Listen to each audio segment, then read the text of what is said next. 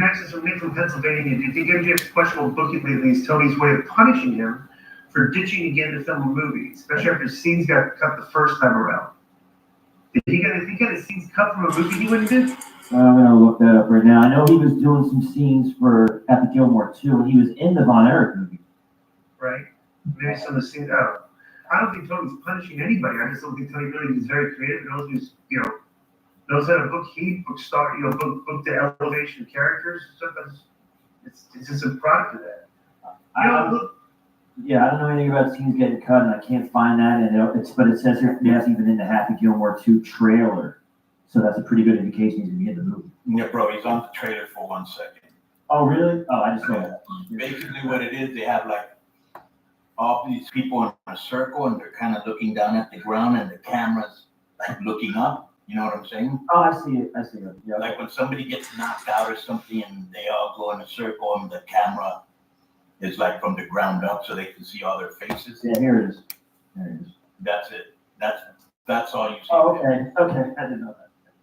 All right. So let me just say this. First of all, MJF just can't leave and make a movie. Tony's giving him permission. If you don't want him to make a movie, don't give him permission.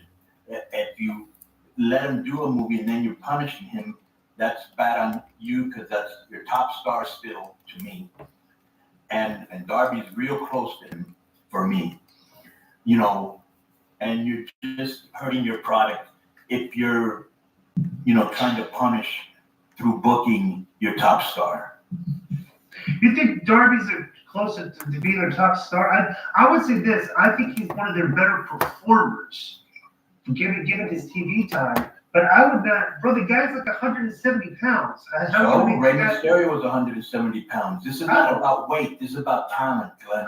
I'm aware of that. Okay, but the problem with Rey Mysterio is like you can make him the champion. He can win the championship, right?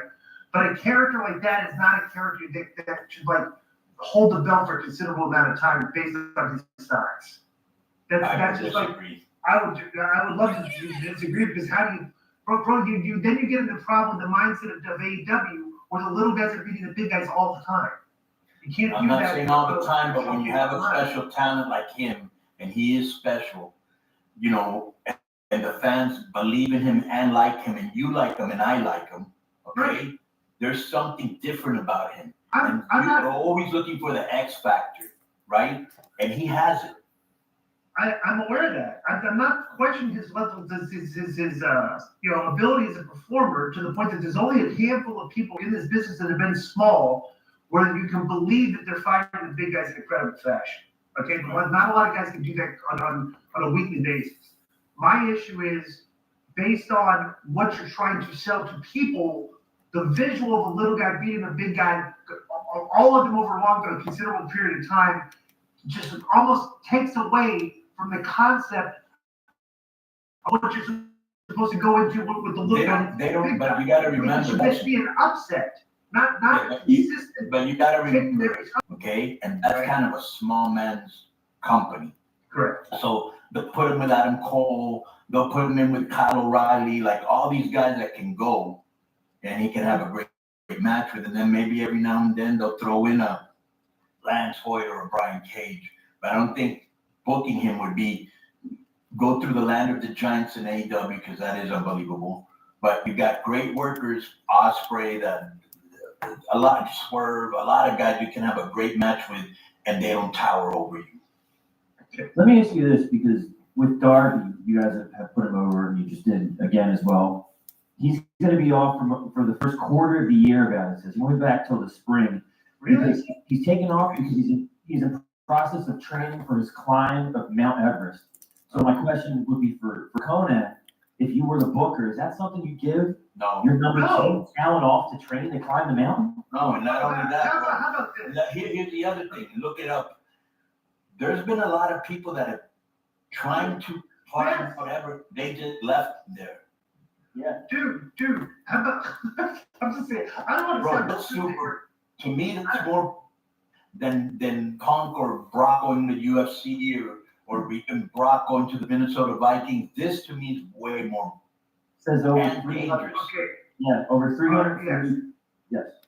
Let's do that. Over 330 40. Okay, and I'm guessing different levels of experience. Yeah. That's not easy. All right. Go ahead, just go. I'm gonna go another step further. Yeah. Okay, with all the mistakes that Tony's made with talent, Right. okay, think about this. I'm giving one of my best talents off for a whole 3 months. Okay, when I need him on my television because I'm underwhelming the ratings. And just imagine, I don't want to sound cryptic here, but if you let the guy off, you go do this and he actually. Right. Imagine what people would be saying about to Tony about like all the mistakes he made with Punk, like all these problems, and like you actually gave a guy time off to go. I think I don't know what Darby said to convince Tony, but I almost feel there's a part of Tony, and maybe even Darby brought it up where he says, think about it. He goes, we'll film it, me going to the top and planting an AEW flag or something. Right. That's He's it. like, oh my God, the promotion this would get. I mean, Yeah, I would not let him out. Neither would you, right? Well, he's got to be making 7 figures. Right. Like you're paying this guy a considerable amount of. Well, that's the thing, dude. You got this talent budget, right? They're overpaying everybody. Okay, one of your highest paid guys, you're letting go do a very risky thing that can hinder his future performance on your show, and you're paying the guy 7 figures. It's like I'm just gonna say it out loud. It's like anybody that did this, if you don't want to be looked at like a money mark, don't allow Too things late. like this with your assets. You know, Hey. come on. Oh. All right, so that's the next one's I- from. That's ridiculous that he's letting him do that, really. Because he Yeah. couldn't, if he could get frostbite, hypothermia. I mean, so many things can happen. Yeah. And he's going. When is he going? Like in February, like when it's super cold out, or I don't know. You know, Hopefully it's springtime. I don't know what the benefit even is, like the publicity, like you're saying, but JBL climbed the 7 summits of Mount Everest. Did you even know that? Who knows that? No, it's like nobody cares. Nobody- It's like he's not the only person that's done it. Right. It's like now you're breaking a record or anything. You know, it's like. Weird.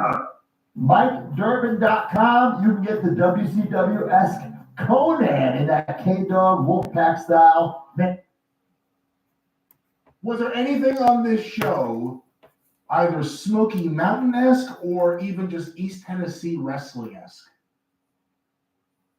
There was a couple of things buried in here, but not like not everybody in the same thing. I mean, Well, what do you think of the opening segment? Because that was maybe the wildest thing on the show. well, that's the thing is that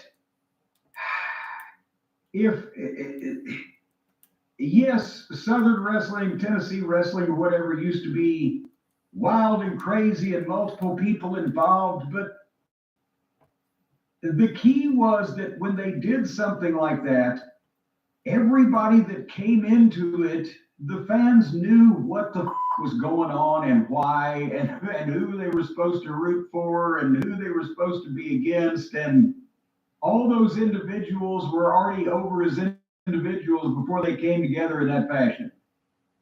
Do you understand what they did? Hear what I'm telling you? I do. And at the same time, occasionally, in the old days, when they made some kind of fucking point, they would stop.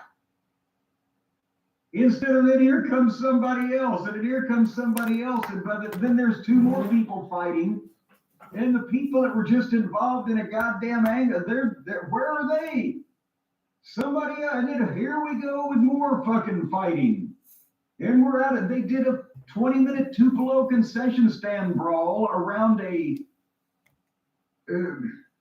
what was originally framed as a heartfelt talk face-to-face between 2 former enemies that might have been thrown together, Omega and Osprey. But from the top, here's my problem. Osprey came out. I think it might have been a new haircut. He didn't look as bouncy. Maybe he got a few locks trimmed off, but he's wearing tennis shoes and sweatpants and a puffy vest and a t-shirt. And he looked like some fucking nerd. Even when Steve Austin wore a t-shirt and fucking blue jeans, he still looked like somebody. All of these guys look alike because then here comes Kenny. And he gets the pyro and the lights and the grandiose music. And he's wearing tennis shoes and blue jeans and a long sleeve t-shirt, but at least it was his. An Omega shirt. But he looks like some fucking nerd. And then Tony Schiavone is supposed to be with these two to, facilitate this conversation because Osprey asked to talk to Kenny. And Osprey's first words are to this other big top baby face are, "Thank you for coming to join me today. I'm glad you're not dead." And that was a bigger pop that you just got or did than he got in the building. They just said there was no reactions. What the fuck? How are you supposed to react to that? I don't know. I don't know. Hey, listen, Kenny. A lot's changed since you've been away. I've got nothing to do with the Callis family anymore. I wasn't trying to stop them. But now John Moxley's got the belt. He's holding the company hostage. I can't do it on my own anymore. Yeah, this accent's kind of taking a little bit of a twist here. I don't know where it's going, but I don't know where this was going. He said, I can't do it on my own anymore. Like, what has he been doing? He hasn't fucking done anything to goddamn Moxley, has he? Sounds like it's going to the Emerald Isle, if I guess. But it's like he's single-handedly saved everybody from destruction when the heels are running rampant in this fucking company. And so he's starting to do the pitch to Kenny. You don't like me and I don't, but he gets interrupted because Kenny grabs the microphone. And just then I was thinking, that except for the preposterousness of I've been carrying this whole thing on my back, it wasn't a bad job from old Willie Boy. He sounded like he meant it. He got the words out in some reasonable facsimile of English. But then when Kenny gets started, stop. And he's just, again, this fucking guy's, but he ought to be doing the phone sex line. You were fascinated with Peter North earlier. I wasn't, let's not put that out there in the ether. I was not fascinated with Peter North. Well, you were making allusions You brought him to all up. kinds of. You named him. You were alluding to allusions. I was not. That were alluding. I was thinking of the opening of Misty Beethoven, so there. Well, boy, I've thought about several of them.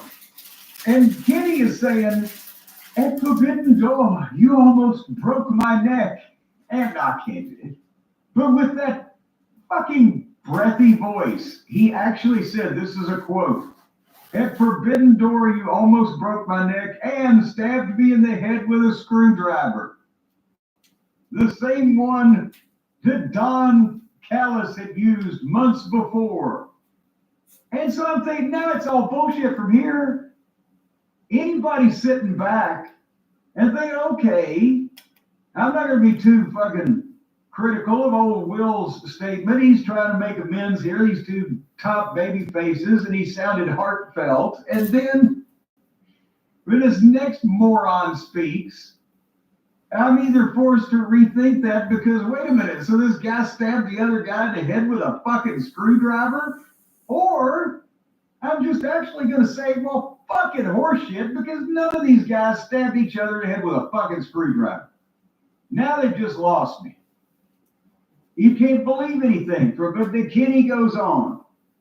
And why did you do it? All because you were trying to prove you were better than me. You weren't then and you're not now. And it took diverticulitis for people to know you existed. So now congratulations on being number 2 because number 1 is here. And there was a small pop there. And I'm thinking, okay, is Kenny switching heel here now on Will, and here comes Don with a screwdriver, and he's going to shove it up somebody's fucking taint? I don't know. But basically, Kenny, if you're here to apologize, no chance in hell. I'll never team with someone like you, bruv. And then Osprey's, well, listen here, you little prick. And then here comes Don's music. And out he comes. And Again, loud music covers up a lot of. These people tried at certain points to be loud, but they didn't give them a lot of options. But I wrote, it's like a WWE show with no wardrobe budget and no crowd reactions. I mean, Don dressed up in his own particular way, but the rest, everybody, they just. And then Don started to speak, and Kenny fucking ran him back through the entranceway, but here came Take a Shit, who got in a sloppy fight with Kenny in the entranceway, but then Kyle came out to help. And did you see this time what I said on last week's show, or one of the shows we did in the last week, when Osprey and Kyle have the hockey fight where they're doing the big punches, boom, boom, boom, boom. It looks so fake, not only because of the fact that they look like shitty punches, but also because they're leading in and not changing their facial expression. They're so intent on throwing the alleged punches as fast as they can that they show no effect on their facial expression or their body language when they allegedly land. Does this make any sense? Yes. That's why it's as phony as a get well card from an Undertaker. Hey, where's Mark Davis? Wasn't he involved in all this? Oh, I thought you meant the former editor for Ring of Honor. Fuck, I haven't talked to him in ages. No, you mean the wrestler. I forgot there was one named Mark Davis. Yeah, he came back. He was involved with everything because he was the former partner of Fletcher, and yeah, and then he went back. so he disappeared off the TV. Eh? He George Barnes him. So anyway, Osprey and Felcher having the hockey fight with fake punches, and then they roll into the ring after they've had this big fucking fight on the floor and start doing running and ducking spots and handstands in the ring. I mean, what the fuck? Oh, Jesus Christ. So then Osprey is on Kyle in the ring, and apparently he's left Kenny to fend for himself, because then Take a Shit comes in, but Kenny's right behind him and hits the begonia suplex, and then Kenny pounds the mat and makes the faces and runs and hits the ropes and hits the other side of the ropes and runs right into a super kick by Kyle. And then Will beats up Kyle in the crowd as they go out through the, and folks, it actually wasn't as exciting as it's reading now, but it was as confusing. Osprey and Kyle are in the crowd, but Lance Archer jumps Osprey, and he beats up Osprey in the stands while the fans are holding their phones up and laughing at him. And out in the breezeway of the arena, Brian Cage is beating up Kenny, and then Archer and Osprey join them, and they wreck the merchandise stand and give Archer a double vertical suplex through the merch stand. Thankfully, there were no fans in front of it, so apparently it was the real stand. And then they fight in the arena when the security comes out, and they're trying to get them separate, and they've sent the security out because then, apropos of nothing, I don't know how the fuck they suddenly, allegedly in kayfabe, as the kids say, would have decided to just do this on the spur of the moment in a place where they ended up. But Kenny climbed up on Kenny was on the lighting truss, the big lighting tower. The one that I saw Pam Dawson knock. But the lighting tower, Kenny is on the lighting tower, and Osprey is on the balcony railing. And I think they tried to do it both at the same time, but they climb these things till they're at the equal level, and then Kenny looks over his shoulder at Will, and then Will looks back and gives Kenny the thumbs up, and there's 14 of these goofy fuckers standing down there to catch these guys. So when Kenny gets the thumbs up, he does the backwards swan dive off his lighting tower, Which they miss. The camera completely missed it, because then once that Osprey had given the thumbs up, then he's got to step up on top of the railing and do his, and did a backward swan dive off onto another 8 people or whatever. And then I'm thinking, yeah, at least it's got to be over by now. And no. Then they both climbed the fucking lighting truss, and the heels, Don was in the back, the heels are scampering off, and Kenny cuts a promo again. We're going to put you down under. And that's the place that we need to do it. They're selling a match for Brisbane, Australia, Knoxville, Tennessee. And these people thought we're going to get this match, right? No. In Brisbane, Australia. That's further down the road than Cleveland. Cleveland, Tennessee, that is. Nobody from Knoxville is going to Brisbane, so they were like deflated at that. But Kenny apologized to Will. I guess I should have taken you seriously. Minutes earlier, I will never team with someone like your mother smells like elderberries. And now it's we'll go together to Brisbane down under against Kyle and Take. And then he makes the challenge. This bumble-mouthed buffoon. He makes the challenge and they start playing his music. But he wasn't done yet. And apparently they're probably playing like the Oscars music. Jesus Christ, this needs to end in the truck, right? But Kenny keeps talking and said, no, I'm not finished yet. Fuck, at least you had something going there. And they dropped the music just for him to say goodbye, mwah, and goodnight, bang. Now you can hit my music because I'm scared of heights. Oh, God. What a putz. I wrote, what a putz. But that's to answer your question that you asked Lowe these many moons ago about whether any of this was Tennessee wrestling-ish or Smoky Mountain-ish. It was some of the fakest fighting that I've ever seen in the middle of the brawl. Because they're going through that's all they've learned from the Japanese tapes that they have watched is they go through the motions. And they go from one place to another and they don't have any passion or emotion or vehemence or credibility or reality. At some point, you got to come back in the fucking ring or just end this shit. It just goes on and on. People, the idea for the concession stand brawl was to have a 3 or 4 minute wild ass fucking fight that would make people want to see the match. Now they have a 20-minute wild ass fight, and what are they going to do in a fucking match?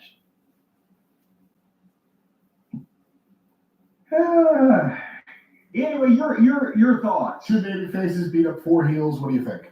Well, including a giant one and a big steroid one. I mean, but a couple of those heels don't really mean anything. So so is it? Well, that's the problem. They don't mean anything because the stable doesn't mean anything because the manager doesn't mean anything. And Don Callis' facial reactions in this whole segment told you what a clown he is.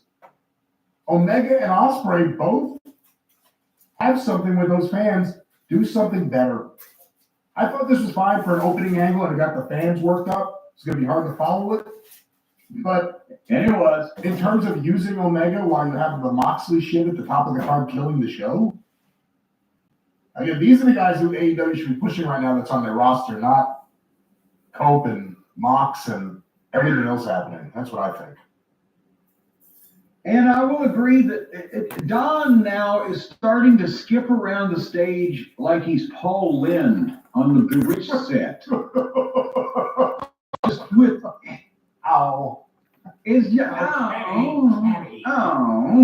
and Sullivan.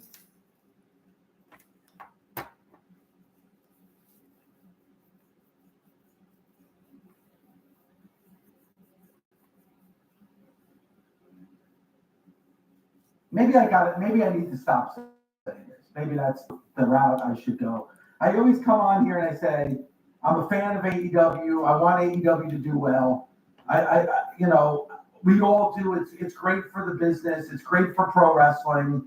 That's the route that we want this company to go in. And then I see a segment that opened the show like the one that we saw last night. And listen, There are people out there that thought that segment was great. It was a hot way to open the show, a lot of action. And I'd love to hear from the people that thought that. Like, again, this is two-way talk, Nick. It's not just my opinion, but I got to give my opinion. So I'm going to throw out the phone number if there are people still listening after the last segment. 877-344-4893, 877-593. Dear God. I want to know what you thought of that opening segment, because is it just me, or did they go through a 3-month story in 30 minutes last night? Like, I'm watching that segment and I'm like, this is the start of a story. This is a match. This is a feud. This is the conclusion, and this is the end. Like, they did that in 30 minutes. Am I off? Please, Nick. Am I off at all by my analyzation of what I saw in the opening segment of that match last night? So that is an absolutely fair point to make. Now, someone like myself, who watched the show, and I go on social media to see after what people say, many people said, in a positive way, this is the best thing I've seen since 2021 on AEW. This is how you kick it off. This is how you go. So then I started thinking, I think along the way you do also, to where it's like, I get WWE, it's like they're in molasses and they go really slow and they drag out storylines, but then you get everyone involved and you definitely know they slow feed it to you. And again, AEW is an alternative, something different. And if the fans in the crowd listening to their reactions, they were through the roof. They were ridiculous. They loved every second of it. But yes, of course, we started with, I will never be your friend ever again or even talk to you. This is over with. And just a few minutes later, it's, we're going to fight to the death with each other, watching each other's back. And so that is a very quick way to go about it. We're all Monday morning quarterbacking, and that's the deal. Watching that as someone who's so used to the slower storylines, watching that go so fast, I went, man, there could have been weeks and it reminded me very much so of that invasion angle with WCW and WWE, and Stone Cold was reluctant to come save the day. And over weeks and weeks, it was like, will he do it? Will he be a part of it? And then one day, we kept cutting to him in a bar every couple of minutes, and he would ponder and he would think, and this is weeks later. You go, damn it, I don't know. And then towards the end, you finally get to the end of a show after weeks and months of an invasion angle. And with 5 minutes to go, he goes, damn it, I gotta stand up for this place. And I remember him, I didn't have this prepared. I remember him busting the pole cue and walking out the door. I think getting into his truck. And then he comes in and the place blew the roof off. And now at that point, they were so used to blowing the roof off for Stone Cold in that era all the time. And at this point, it was something even bigger and louder, and everyone went insane. So I think long-term, people like us who are analyzing what happened story-wise and the speed and how everything happened, yes, this could have been a several-week or month angle. This turned out to be all within 20 minutes. And a bunch of different things changed. But to me, as much as I would prefer a long-term story, and you could see something just like that, I will never be your friend, I will never have your back, until you're forced into that position. And then the crowd is in their mind, maddeningly yelling, going, please go help Osprey, you have to do this. And then when you do, you get that extra emotion from the crowd. I think last night, you got crazy emotion from the crowd because they love what they see. The sickos at AEW, they want the dive, they want crazy, they want it now, they want it fast. And you gotta base some of that on the crowd reaction. And I feel like the crowd, a lot of them got what they wanted last night. They did. It was an exciting 25, 30 minutes, however long that it was. It was like, it gave the people what they wanted for that short period of time. Yes. You're right. The arena, the in-house fans were excited, and there's people, wow, what a hot way to start the show. But yes, there's a lot here. If you give me a moment to kind of dissect it a little bit. So you have Kenny Omega, who just came back. Kenny Omega has just come back. Will Ospreay and has been the anchor since Kenny Omega has gone away. Will Ospreay is talking about how he has been that anchor. Kenny Omega's back, and Will Ospreay is saying, "Let's do this together. We can be together, you and I." And Kenny Omega's like, "Fuck you, dude! Like I'm not gonna just forget that you tried to take me out with a screwdriver." And then Will Ospreay's like, "Yeah, but that wasn't me. It was Don Callis." He goes, No. Like, you're not going to just make me forget that you tried to take me out with a screwdriver. And then Will Ospreay goes from like a 0 to 100. He gets in Kenny Omega's face, like, it's like, who that? Screw you. Like, Ospreay got super pissed. And I'm like, wait a second, why is Ospreay getting so angry? Kenny Omega's right. And they're about to go to blows. Like, they're, right? It looked like, here's Will Ospreay super angry at Kenny Omega. Kenny Omega's like this guy, you tried to take me out. And they're about to go to blows. They look like they're about to kill each other, right? Yes. Then Don Callis, a bit different than this morning than I ever have about Don Callis. Your two enemies are about to fight. They're about to go to blows. That's when you decide to come out with the Callis family at that moment. When your two enemies are about to kill each other, that's when you decide, all right, let's bring up. But yeah, he had to, because you're telling a 3-month story in 20 minutes. So you got like Tony Khan must be back. Come on, let's go. Move it, get out there. We got to move this story along. We don't have much time.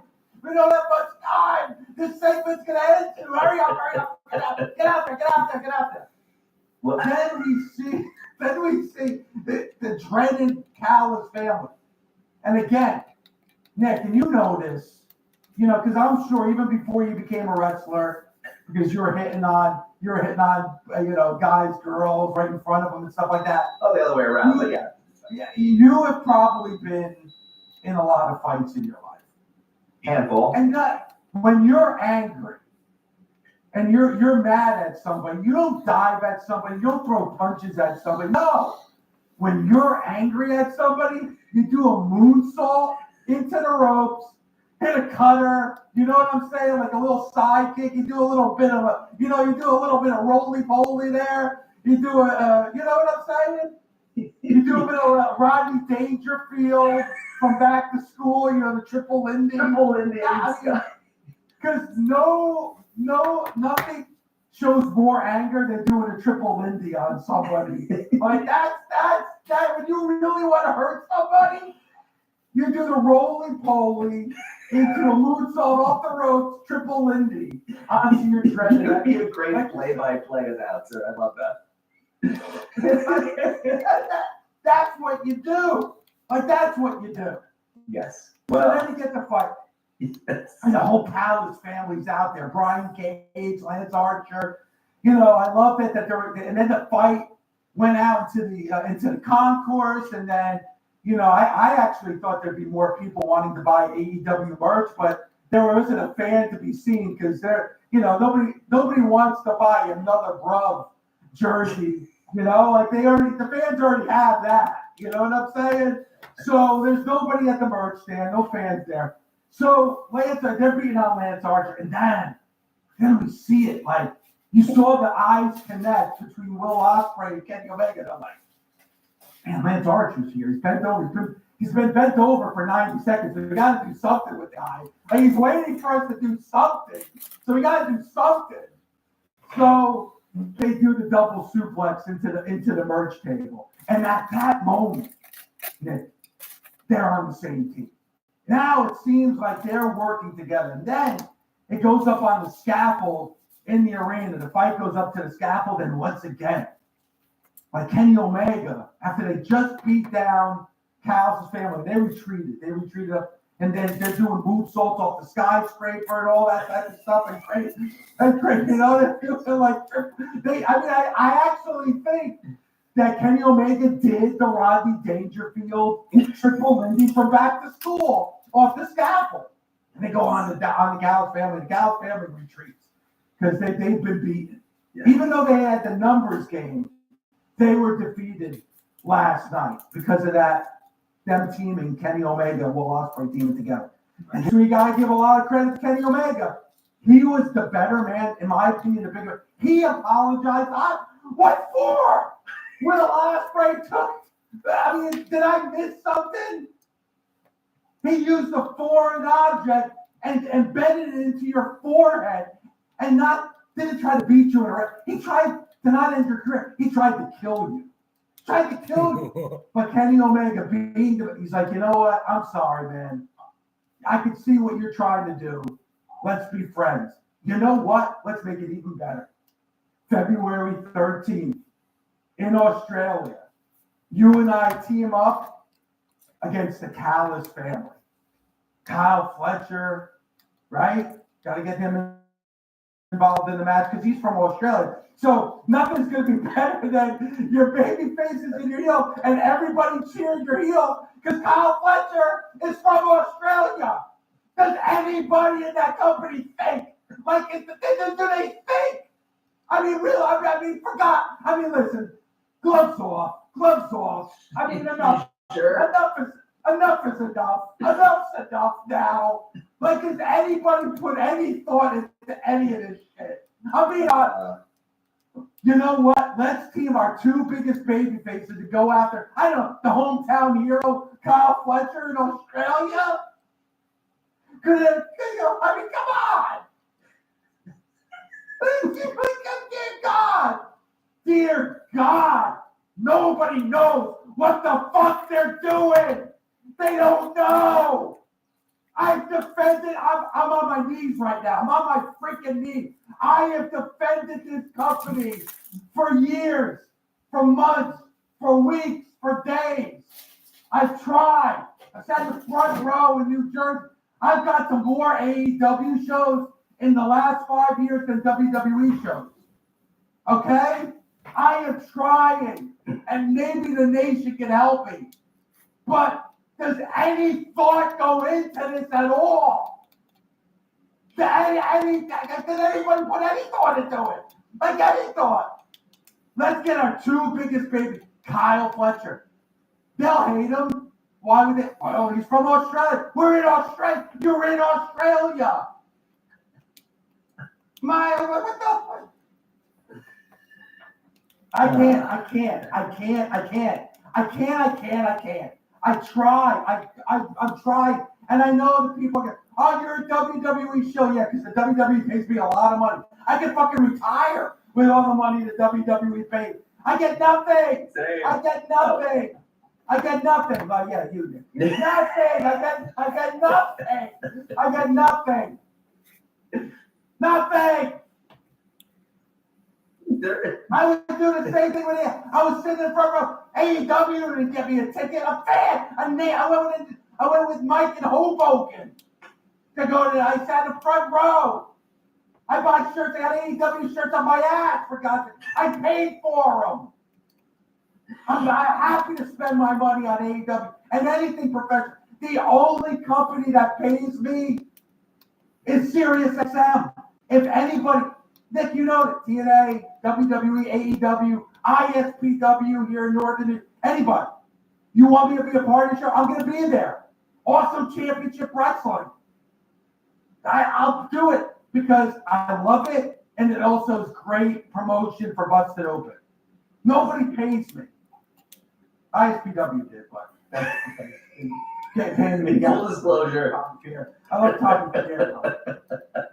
But these make it, I mean, come on. I'm doing it because, but AEW, man, they make it fucking tough. Holy shit. I'm watching that. I'm like, how about this? I don't know, Nick. I don't mean to be Bogart in the time, you know? It's like a fucking Jay, for Christ's sake, I'm Bogart. You have Kenny Omega just come back. Will Ospreay's been the anchor. You saw the end. What a story that would be. Where Kenny Omega's like, I can't trust you.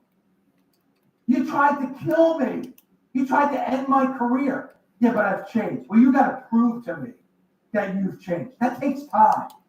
That takes time. And you know what? You could have a match. How great. You want to fill up an arena in Australia? Kenny Omega versus Will Ospreay, where the fans had to choose where, like, they love both guys, but like Will Ospreay makes a point. Kenny Omega makes a point. And then somewhere down there, why do I want to see a tag match when Will Ospreay and Kenny Omega, they just took out the whole Callis family last night. So now why do I want to watch a tag match when they just took out the entire family last night? So they took out 4 people. Now I'm going to be invested when it's 2-on-2? That was one extra piece that I was waiting. I didn't know you were gonna. I thought at least like, well, if there's only 2 of the Don Callis family, then these guys aren't the well-oiled machine. They hate each other. They shouldn't be able to be on the same page, at least if you're building that match. But 2 of them took out 4 of them theoretically, while not being on the same page, while not being friends, while hating each other against the well-oiled machine of the Don Callis family. And now you make, that is a great point no matter where you sit or stand. Now you want to see a match with rules with less people, and you already saw them come out on top. And now it'll be against 2-on-2 with rules, and a great point you said, it's Australia. So now you got the hometown guy on the evil bad guy team. And that at least means 50% of the crowd is the spots last night, like the jumping from the scaffolding. That was a crazy visual, and the positive part that I'm focusing on here, because you gave him a good run for the money there in the last 20 minutes or so. That the positive is, I feel, even if it's not exactly for me, even if the story is not exactly for me, and you made all very serious points, because I'm locked in that New York mindset of going slow and getting the pieces and having people start thinking and begging for things before you give it to them. This is a different scenario. This is a different company. I think that I base, as much as I go, I wish this would have taken a couple weeks or a couple months or a couple TVs or something, I base it on the reaction of the crowd.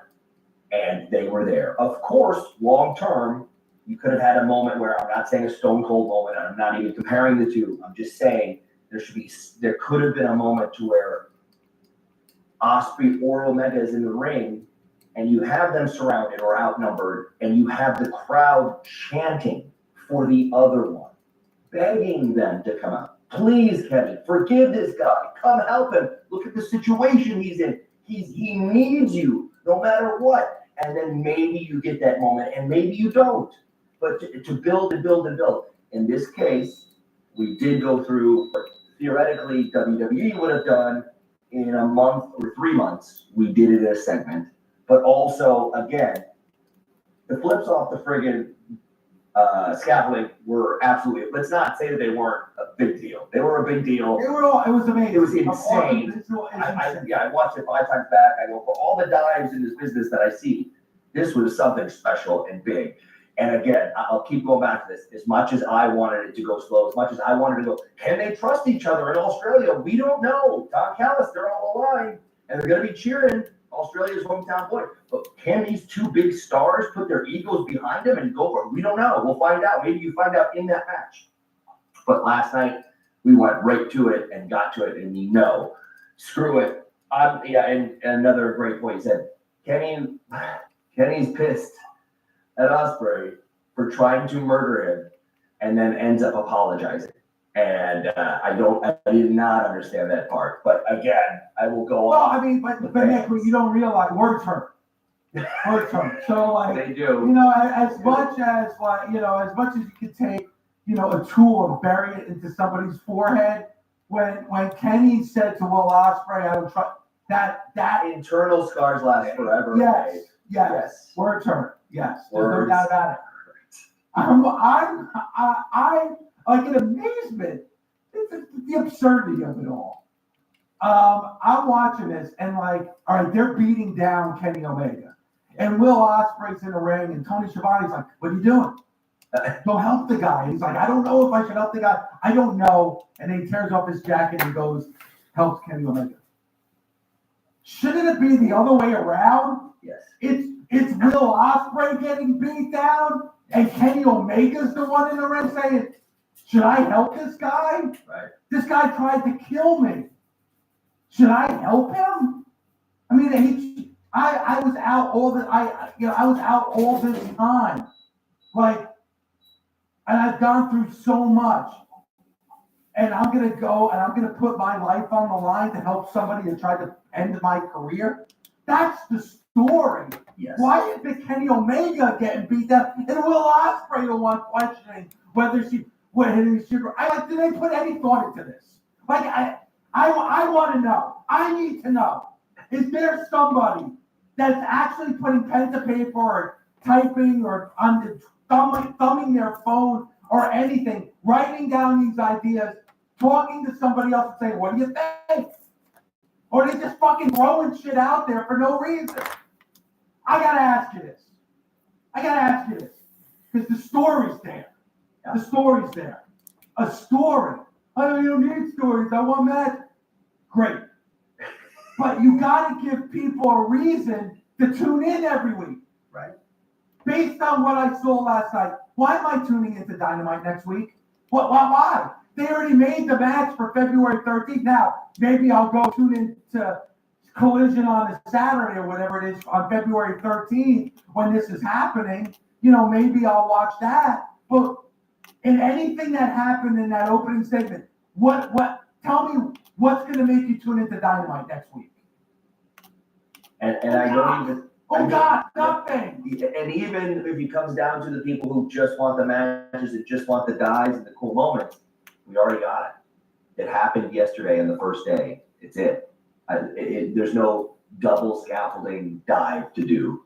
It happened, and it's like I don't even know how you outdo that when it comes to just craziness and stunt, which was awesome. There's not even that level left like that, and that's kind of a you make a good point. What do you need to tune in to see? You kind of already saw the good guys overcome the bad guys, and that was with 4 of them, like you said. And now you got to have a tag match with only 2 of them. That should be easy. It should. Fast you mentioned, that's all great, and that's all makes sense. The most important part to me was, you're right. It should have been Ospreay surrounded, Ospreay getting beat up, and Kenny's like, this guy attempted to murder me. But I love wrestling so much. I know the background story of Ospreay. I know the potential he has. I know what AEW can mean if the 2 of us are the biggest stars in the world. But you know what? He tried to murder me, and you at least get him walking off or going backstage for a second. Even if it's just for a second to be like, oh, he left him.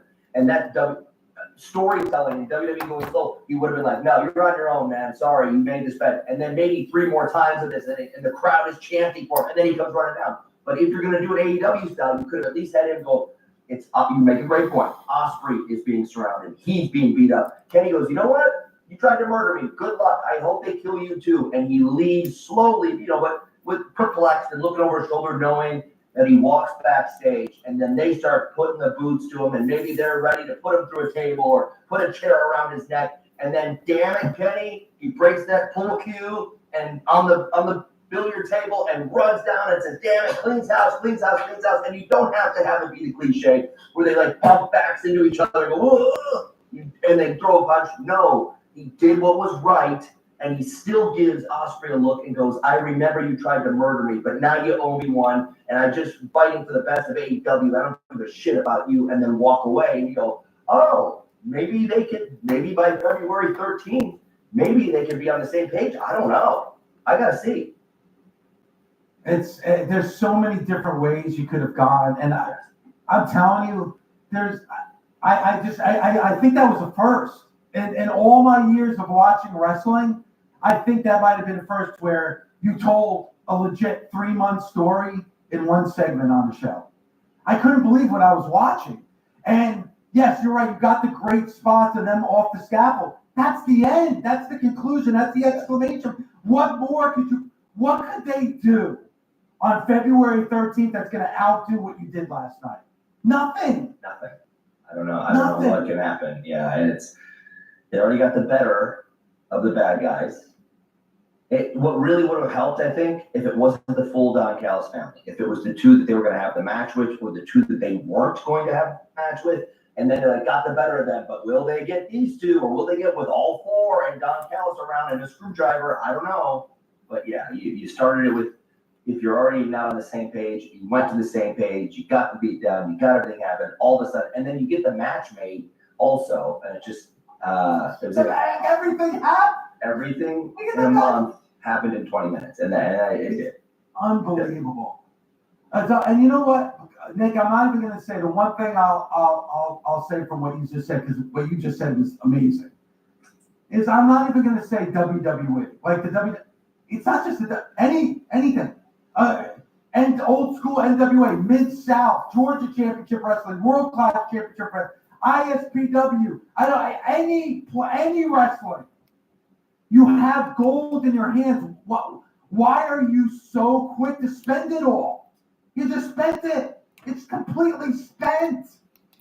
And again, you want people, the ratings are declining, attendance is declining. You want to get people. There's no reason to watch it. At watching that segment, you had a story with there's no reason for me to watch it next week. There's somebody there. Somebody needs to be held responsible for their actions. Because that should not happen. That should not happen. My God. That's not even like, I know, God bless Bully and Mark talk about the learning tree and learning under a Paul Heyman and the Vince McMahon. This is just common sense. This is common sense. I've watched trauma movies with a higher story arc than AEW. And now I've watched porn. I've watched porn movies. Their time. They even take their time. They don't get right into it. There's some dumb things going on. you gotta order the pizza, get the delivery, Yes! knock on the Pizza door. guy's gotta deliver the pizza. He's just not gonna just be there. You don't just open up the door and the pizza's there. No. You call the I'm hungry. I want a pizza. You call the pizza delivery guy. You have to wait, 30 minutes? Then the pizza gets to your house. And Well, then the noise not involved, yes. you gotta put it on a plate. You gotta put the pizza on. You don't just say, I want pizza, and then it's there in front of you.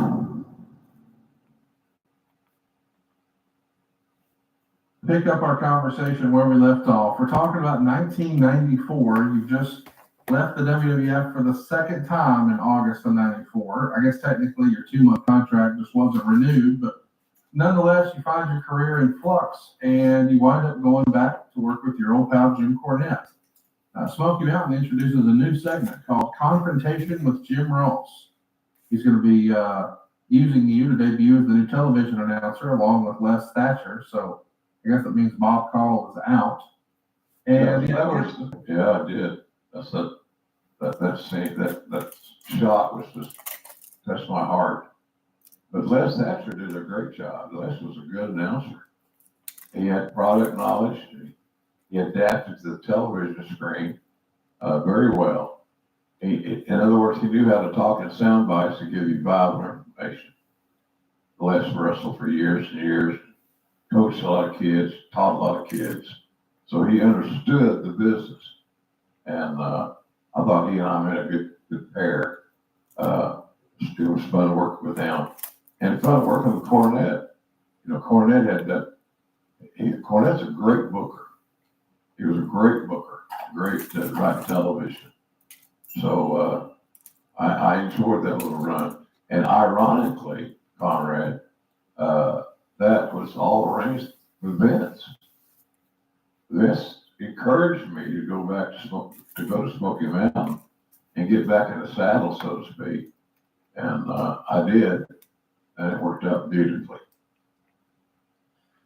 let's talk about this segment, confrontation. I guess the idea is you're going to do an interview, but if anybody has any sort of physical violence in the middle of this interview, so if we've got 2 guys who are in the middle of a feud, you're going to sit down and try to have them talk it out. And if anyone resorts to violence, they're going to be fined or suspended. What do you think of that? That's an interesting idea. Confrontation, Jim Ross. Well, I thought it was fun. I enjoyed it. We did several of those little segments, and the talents loved it because they could get a little physical but still have the mic time to express themselves. And there's where I started really feeling, back in the old days, I was working with Cowboy. When I do an interview, you basically just introduce the guest, and then the guest would go from there without any interaction. We had interaction on this show. It was kind of revolutionary because nobody else was really doing it to that degree. Let's talk just a little bit about the Smoky Mountain opportunity. You had worked for Smoky Mountain before on a short-term WWE deal isn't renewed. You're back on the phone with Jim Cornette working things out. You mentioned that Vince had encouraged you. What's your relationship like with Jimmy? It's booking, but that's natural and normal and predictable. So that interview there was recorded in Atlanta, where Jan and I were living at the time. We bought a condo there. We're out on the porch of it, so to speak. And Barney would drive down and do things like you're seeing here on the screen. Good stuff. Fun. He was fun to be with. He was fun to have lunch with. He just never dull. And I really enjoyed the Smoky Mountain experience. It was good for me. It was a hell of a drive from Raleigh to Smoky Mountain cities, because we were here in little places. I think Connie, he was on his way out, and Jimmy liked Les, and for good reason. He's great. So, but it was just hard to see Bob drive off, so to speak, and not be there for this. Bob was a great partner. He could adapt really well. He was so nice to me. He was the voice of Mid-Atlantic Wrestling forever. And so I come in, when I went to work at just stuff for Crockett, I was the lead announcer. He never said one word. He never showed any dissatisfaction. He was just an amazing human being. And thank God for Bob Cottle. He's been a gift to wrestling, without question. Let's talk a little bit about Les Thatcher. You're going to be doing commentary with him. How do you think you worked with Les? How was he as a broadcast partner? Good. He was good. It didn't take us very long, Conrad, to find our groove. And that's thanks to Les, because he also acquiesced. He was working with a great veteran, one of the great voices of all time, and Bob Cottle. Now he's got JR. Before JR was JR. It was just good. It was good. Early on in our relationship, we were clicking. It was good stuff. I really enjoyed it. And Cornette wrote great TV. He gave us material to work with. And I really, truly enjoyed it. Well, let's talk a little bit about where we are with the Les Thatcher today, because I do think that maybe Les's contributions to wrestling are often overlooked. I mean, I think almost everyone listening to this, even younger fans, know that he's done podcasts and he had a wrestling school. But he was a star wrestler in the Southeast. He worked on designing and then editing and printing programs and magazines for various territories. He's even the lead announcer for the Fullers in Knoxville. He helps produce television there, and he even introduces some things like instant replay and personality profiles outside of the ring that nobody had really done before. But all that sort of gets lost to history because it was in the territories and not one of the big territories. I don't think Les Thatcher is given enough credit. What say you? I agree wholeheartedly. He had many contributions that were ahead of their time that people use now as a matter of fact. I'm going to do this, but everybody uses instant replay. Just what it is. It's good TV. And Les had that vision and that foresight before anybody else. So very bright guy. Had a great feel for the business, and I really embraced my time with Les, and he made me better. And that was really important for me at that time. It made me better.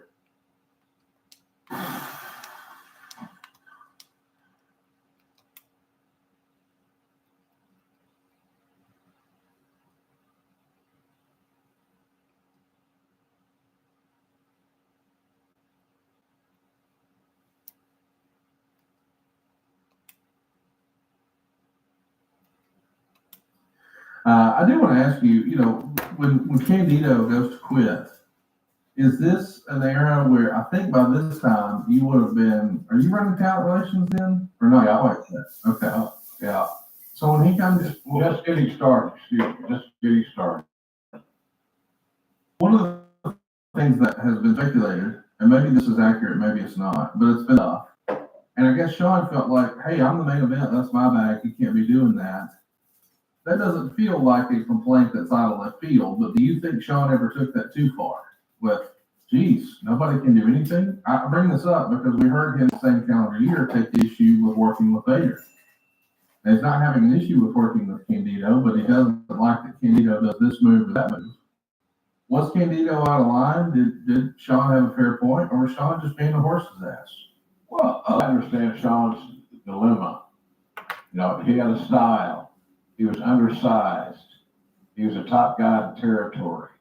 When I booked him with Vader, I always felt like that was could be some magical stuff because Sean's lack of size, Vader's was 400 pounds, well north of 300, closer to 400. I'm surmising.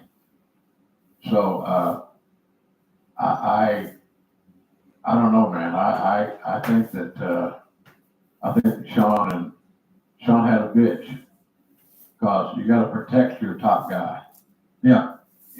That's like back in the day with Mid-South where you didn't have too many guys using a power slam as a finish other than the dog. That's how Cowboy wanted it, and that's how it went. But you have to protect the top guy, no doubt in my mind. So Sean just had a attitudinal propensity to play the kind of a stiff game, and Sean had Vince's ear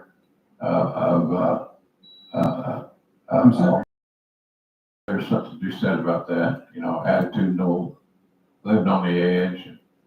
But Sean was, at one point in time during this era, was as good a worker as there was in the business. Hey, so let's talk about, but first, let's try some things before we give up on it. One of the things that is Sonny, most downloaded woman in WWE, promoting that next week here on the program, I'm going to show my very own sex tape. This, of course, is all the rage because in this era, people are talking about the Pam Anderson and Tommy Lee sex tape leak, and these celebrity sex tape leaks are going to become more of a thing, and so we're going to try to mirror that with our pop culture programming and WWE. And what we come up with, the hottest Christmas gift for Christmas of 1996, and it wasn't even close. The one that parents could not find, they'd pay thousands of dollars for, was a doll called Tickle Me Elmo. And so now we're going to recreate a sex tape with Sonny and Elmo's big brother, Fondle Me Elmo. That's Chris Candido dressed up like Elmo, taking off Sonny's pajama bottoms, and Elmo taking off his bikini briefs. This is a real thing. What the fuck are we doing, Jim? We're exploring Vince's imagination. Again, he's the catalyst behind this stuff. He wanted to add some sex appeal. Raw was R-rated, and one thing that goes along with the R rating is sex. A lot of the boys, again, to pile the heat on Sonny, that was easy to do, and it was happening. She was getting TV time, and a lot of the boys were sitting on the back of catering, waiting for their turn to be called. And so it just piled more heat on her, which is what she didn't need. But in any event, that's where we found ourselves. Too much sex. You're probably never hear me say that again, but there's just too much sex in the pro wrestling show. I want to mention that it's not actually Chris Candido in the outfit. It's actually Todd Pettengill, but our mother, I do not want to be alone with her. I feel she thinks her star is rising and there isn't anyone she won't make up a story about to get where she wants to be. I feel I have always been a team player and I wanted to express my reasons for saying no to this request. Sunny tends to be overly flirtatious and it makes me extremely uncomfortable. Secondly, I wanted to express what I thought was inappropriate behavior on her part. When I did a shoot for Shotgun at my residence in New Jersey in January when I played the part of Elmo, Vince called us on his way up to my residence to explain what he wanted from us, and Sunny went ballistic. After Vince hung up, of course, she was ranting and raving about how she was going to bury you. She was going to find a way to make sure you suffered. There were several people around during the shoot, and she said these things directly to me. She then locked herself in my bathroom with her boyfriend, and they commiserated for 15 minutes before reappearing. I just wanted to officially make you aware of these situations. Thank you for your time. Of course, the implication there is it suggested that Chris and Sunny did drugs in his bathroom, and she's apparently not too happy about what was asked of her in this Tickle Me Elmo thing. Do you remember hearing that Todd was uncomfortable with this and was this the way everybody felt about it? Well, he's a happily married guy. He had a family. And the bottom line was he just didn't trust her. And I can understand that. Did you trust her? No, absolutely not. Absolutely not. She was desperate. She had a little taste of stardom and she wanted more. And however she needed to, whatever she needed to do to achieve more is what she was willing to do.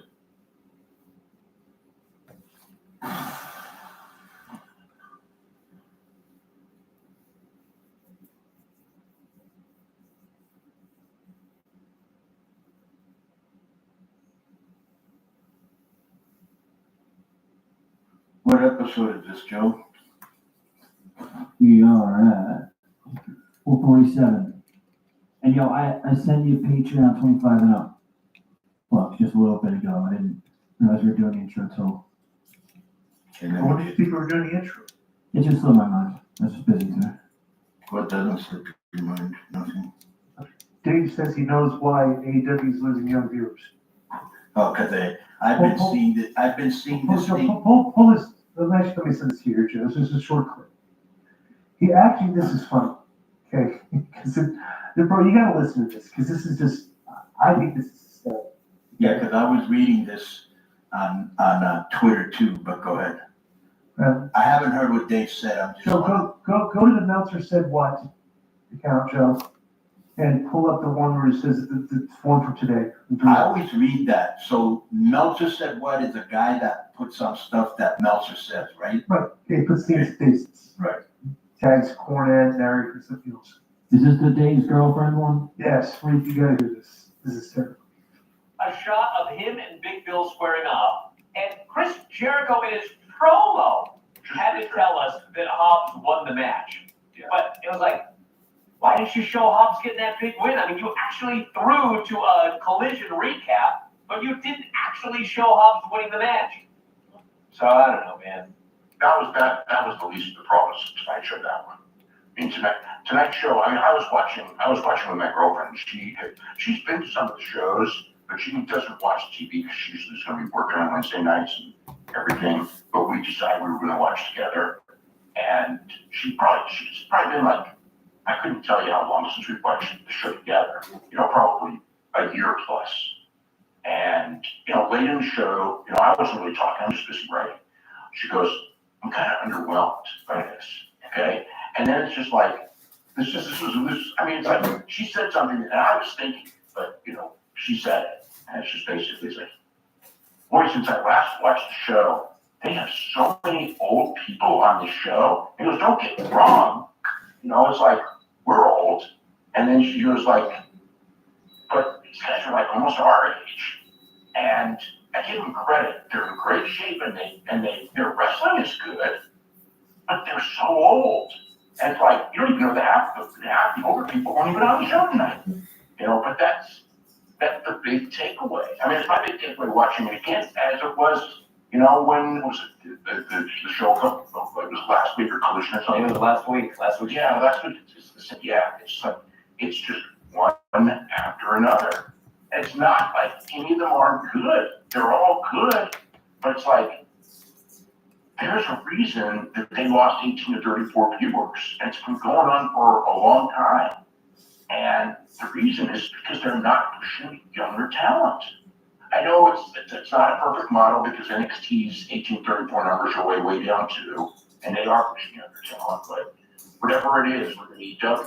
All right. What do you think those comments said? The two things stood out to me. Well, I'll hear you first. No, go ahead. What's just got to you, and then I'll answer. Number one, I find it very hard to believe that his girlfriend is telling in conversation said, "I know these guys are old, but the rest of it's good." But it's not. All right, I doubt that came up in conversation. Number two, dude, this is not, you know, like it's fascinating. These guys are trying to notice this right now, okay? But I thought it was very ironic. You know, back a little while back when we were talking about this, Joe, remember there was that run?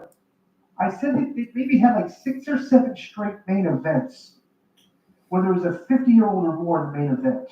Right. Okay, where it was, you know, 3 or 4 of them were Japanese guys.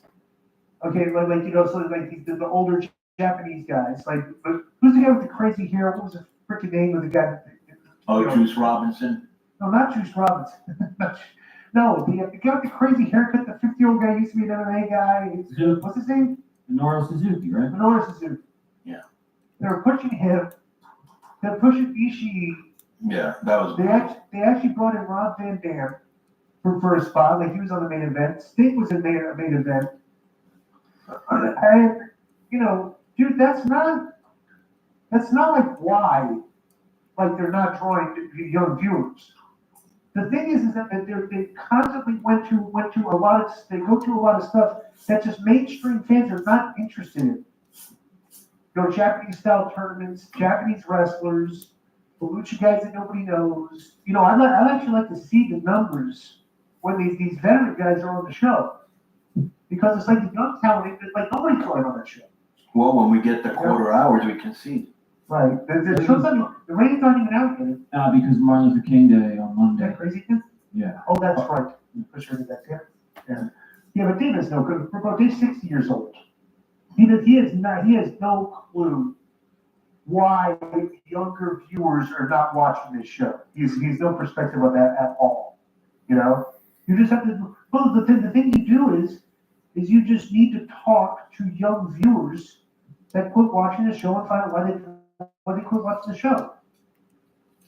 And I still profess it's a lot of the things that I say that they think is stuff. You know, I profess that the wrestling's not as good as they think it is on that show. Because that's the thing is we're the best wrestler. And like, dude, everybody's slapping their thighs. Everybody's doing that forearm spot. Nobody's selling anything.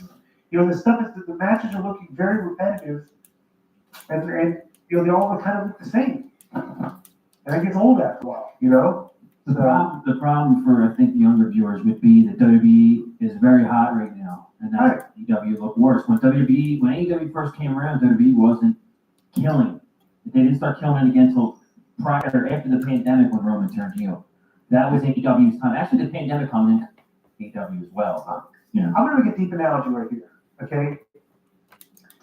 When you're talking about specifically young people, bro, because we see I work with a lot of young people. Nice, so do I. Okay. Well, what's the primary thing you see with young people first and foremost? Is the attention span to the telephones. Yeah. Okay. They're constantly addicted. They're addicted to social media. They're addicted to online. They're addicted to their phones and their apps. All right. That's number one. And they're addicted to the comments that are made about Correct. them.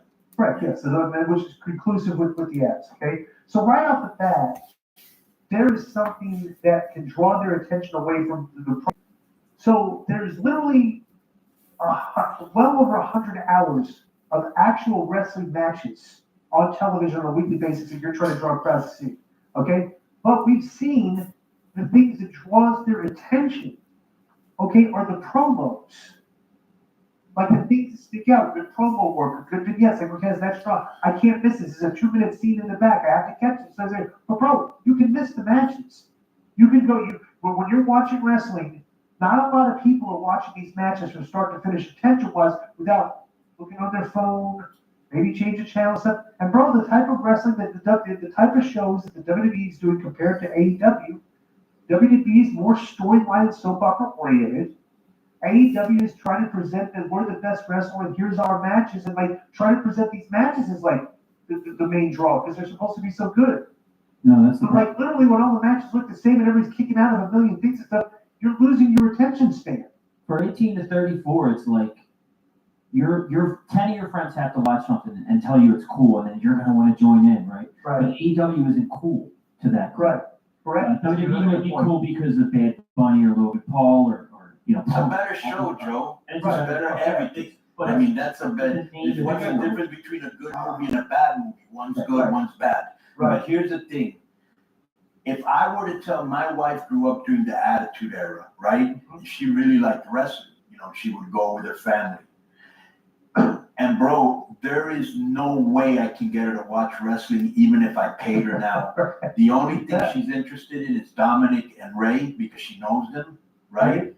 But I've tried to say, what do you think about this promo? She'll be like, so big, don't bother me with it. Like, there is no way I could take her to a show, even in Tijuana, she won't go. And she's a video gamer too, correct? Right, she's a video gamer. So she's right. She doesn't like, and the problem is that, it's not well booked, there's no discipline, Tony's very erratic. He brings in all these people, pays them a lot of money. They don't get over because it's his thing. Now, what I was reading today, alluding to the Dave thing, is that, for example, to me, like you said, Dave's out of touch, right? And by that, I mean this. I bet you he doesn't go to as many wrestling matches as he used to, okay?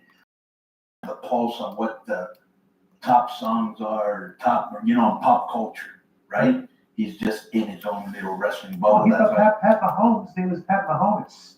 Right. And that's like the NFL, the number one. And he's a sports guy. Like he started out writing about soccer. So when you have a promotion where, like I've said before, it looks like and again, dude, for people that already know me, I don't have to explain this, but people that are new, I'm not hating, I'm just stating, if Tony Khan's working with CMLL, all right? He was very hard to do business with in the future, and then I can reveal some more stuff. But anyways. Did you see the clip I sent you guys last night? Did you have any interest in that? Yeah, you should play that right now when I'm done with this I story. did. Okay, good. Yeah, so when you see a promotion that's, just really a glorified indie, the way the work rate, the way they sell or don't sell, the thigh slapping, all that, bro. And then all the bad indie habits.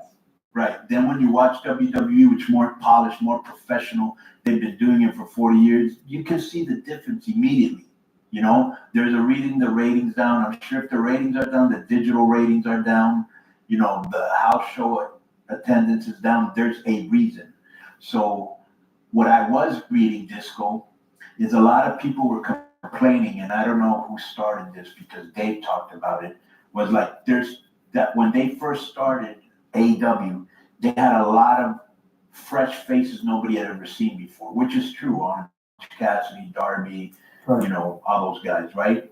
And that now, you've got all these 50-year-old guys, whether it's Jared or the Hurt Business, and then this guy said, well, the wrestling is good, or his girlfriend said, yeah, the wrestling is good. And bro, I live by this, right over here is the Chula Vista Amphitheater, which is like literally 10 minutes from my house. And the lead security guard always lets me into different concerts, right? Bro, I went the other day to a Willie Nelson concert. This guy must be 80 or maybe even 90. Okay, dude? Bro, there were a lot of, it was almost sold out, and there were a lot of young people there because they think if he was 90, they like his music. And he still has a good voice at his age, where most people lose it in their 60s and 70s, you know, and they love that. Nostalgia will always sell no matter what. That's why Mike Tyson got 30, $40 million. You know what I'm saying? Because that was Right. Mike Tyson. There's, you know, yeah, you want to mix, you want a healthy mix. This is what I do in AAA. You want a healthy mix of veterans and young guys. But bro, if the veterans are more over, you know, when Chris Jericho first appeared, he was the most over guy on the show, you know, because people remembered him and they were like, Kenny Omega, who? You know? Well, yeah, and then he was an old guy that Dave said was having 5-star matches with Kenny Omega. So it's just not like, you know, bro, it's like, it seems like he's trying to blame age. It's like it's ageism, and he's trying to put the blame on like the old guys. But it's like, okay, what's how would he like if people said, your point of view doesn't matter because you're old? Bro, that you can be old and still be lucid and still be funny. You know what I'm saying? There are some guys that the older they get, they lose it all. But you know, let me make a perfect example of why I think it's an errant, you know, statement that it's blaming it on the old guys, pushing the old guys. Dude, not one person that is an AEW fan, that's a fan of that product, that was watching that show last night would have been satisfied or thought it was a good decision if Private Party would have beat the Hurt Club, the Hurt Syndicate. But you're watching that, it's okay, these guys are old, but they look like two grown men beat up two little kids out here. That's exactly, no. It doesn't look like that. That's exactly what it was. That's exactly what it was. Two men against two boys.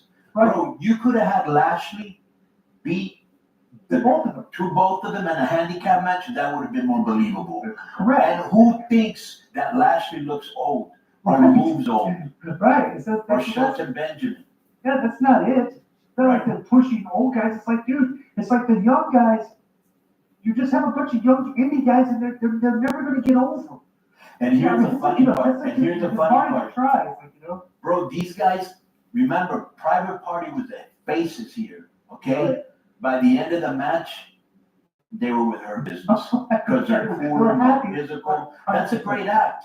Yeah. I don't know why WWE got rid of them, but that's a great act. But that's actually, I think it's tone deaf to make a statement like that and say, well, they're pushing to it, and then you look at the Hurt Syndicate, it's like, dude, this is one of the more polished acts on the show that's actually giving the show much needed credibility when it doesn't have it. 100%. And star power. Bobby Lashley's a star. Right. So I completely disagree that I think that's a cop out. But the funny thing about it, no, that's your typical young guy thinking, oh, they're old. Yeah, okay, right. Deal. If you can go, you can go. Who cares about the age? But Dave thinking that way is what I find weird. But this is a funny thing too. I think Dave is trying, like, even though Dave is trying to push this, and what he definitely has influence among his readers and listeners. So that's kind of festers. Like, dude, if that's the case, why is Tony being so tone deaf? It's like, why are you making most of your old guys all baby faces? Like, shouldn't they kind of be like heels up and shows like you're trying to that's the problem on your show is you're taking all these guys, all these veterans, all these old guys, they're taking other people's spots, and you're positioning them as baby faces. I'm gonna take umbrage of something you just said. Okay.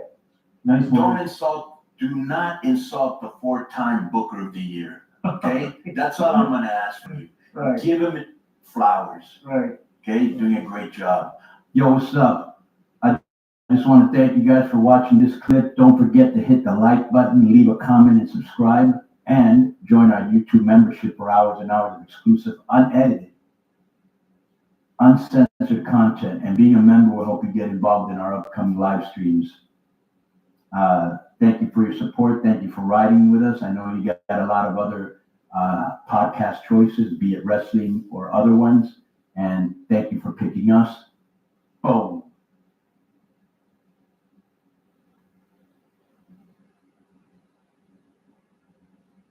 Did you watch AEW Dynamite? Yeah, I did. We do not have the numbers yet, right? No, they did. 655. What was it last week? 670 or something. Yes, this is just their average. Look, they're slightly a little bit above the previous 2 months average. 679 is good. Yeah. All right, so let me quarter hours or no? Yeah. Okay. Oh, you do? Interesting. Why do I have to tell you this? Yeah. I read the number first, and I put the quarters. Right. No, you don't, because I had that. Oh. You've been up. Well, let's show basic Same thing, great lead in, and then it just goes down. Yeah, well, yeah, no real peaks and valleys. So it's kind of like a more linear line. So everybody's kind of like, they have their audience, they watch the show, nothing really turn them off that much. Went at 45,000 for Swerve Fox and then MJF. Well, that's a 9 o'clock hour. So So that's, it's 9 o'clock.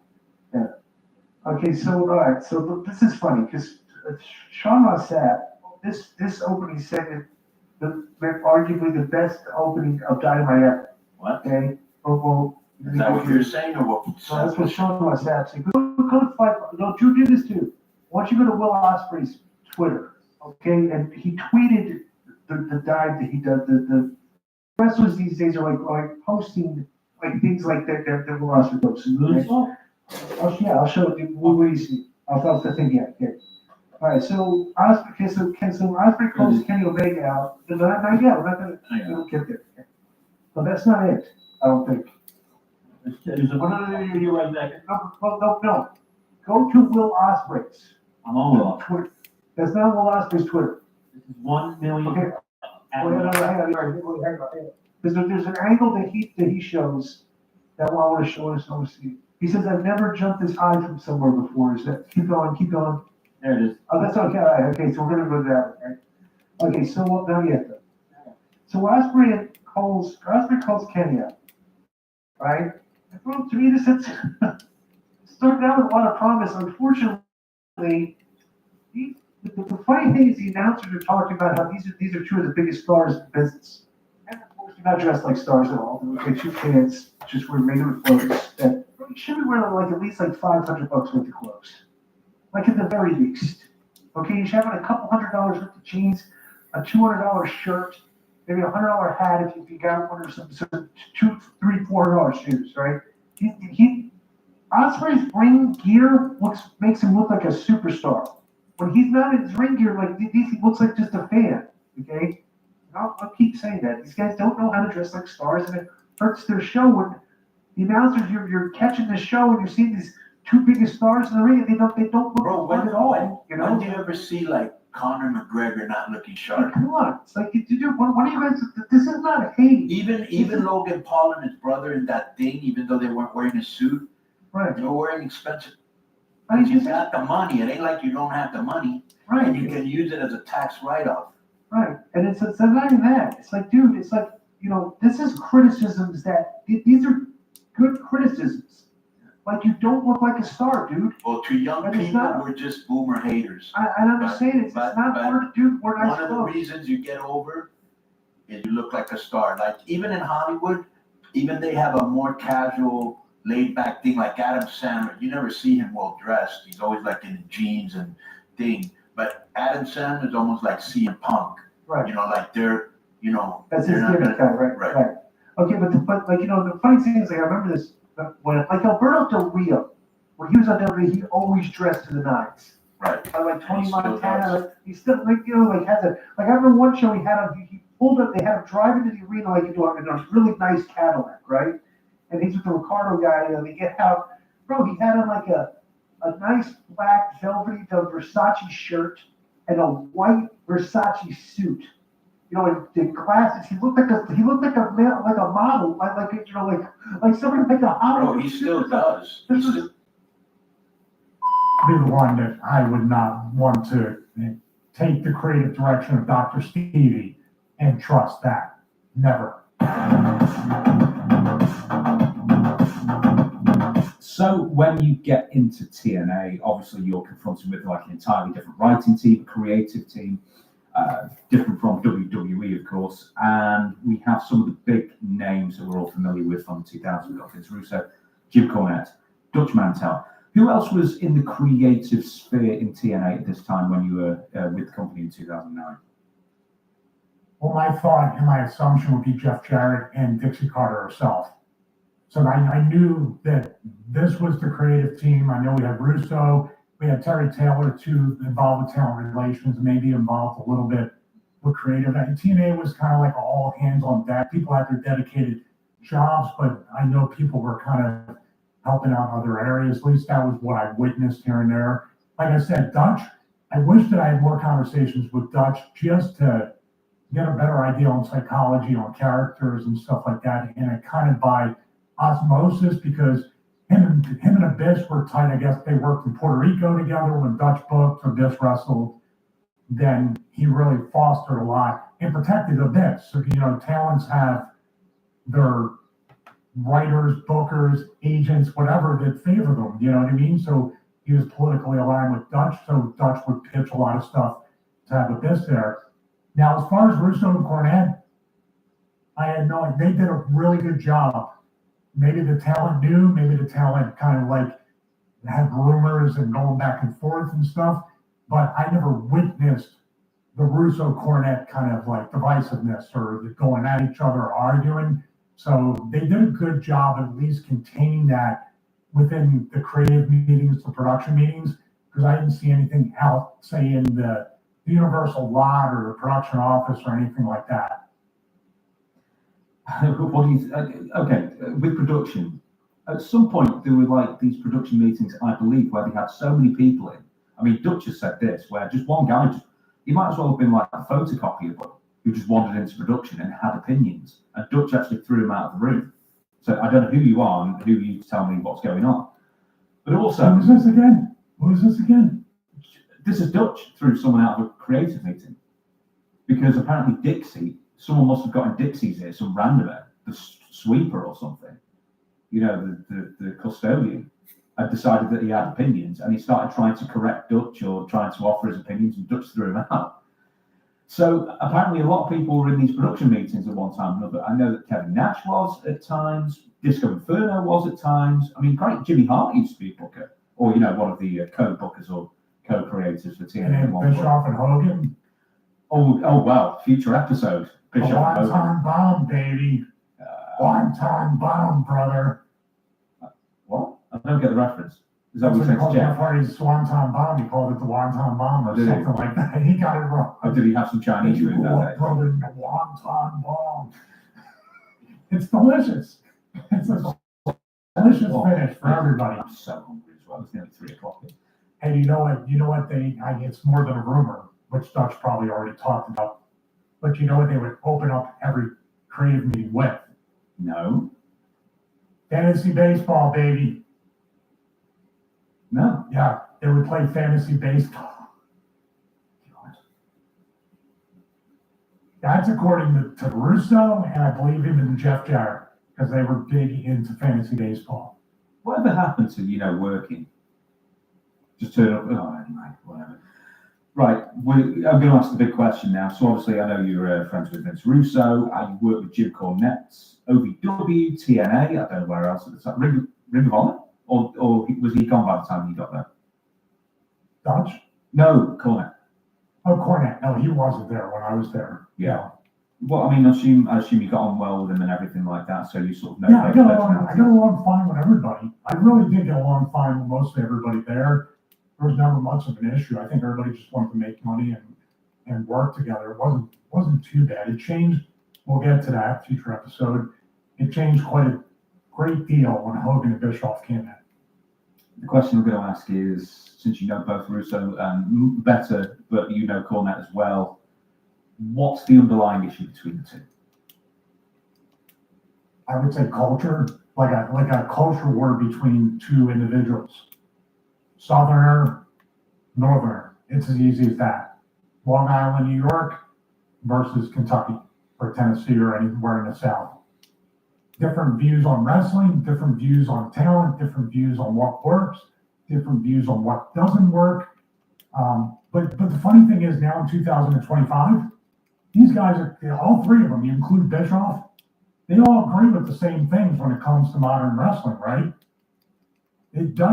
You throw Dutch at everybody agrees with that. Like they literally have the same things they say each and every week on their shows, and they're all right to a certain degree.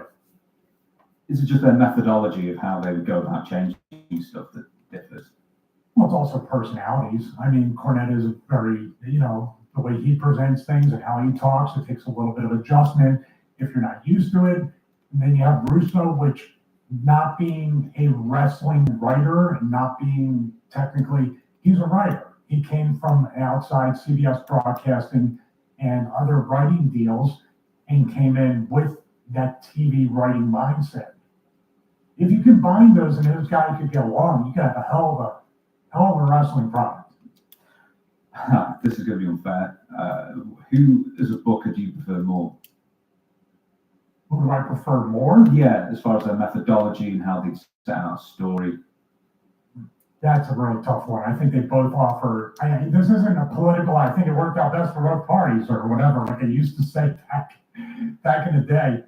No, for me, like I would look at everybody, and I think there was probably times where there was a Russo and a Cornette and myself talking, or, during some angle, and those sets of feedback to make something positive, maybe something negative as well, to the table when it comes to creative and the creative process. Now, when you got too many cooks in the kitchen, you're talking, there's never been a time, I believe, where when it always seems to morph and expand into a booking committee, that's ever been a good thing. And I think Dutch had said that a couple of times on his show, that you need a voice and a vision and one set of eyes to carry the company. Now, having input and all that stuff is good, but when you have like everybody have a different vision, and then you throw Dixie in there, throwing her ideas into it, now that's a person right there. Out of all of them, Dixie will be the one, and it's probably gonna be the title, clickbait. Dixie will be the one that I would not want to take the creative direction of Dr. Stevie and trust that.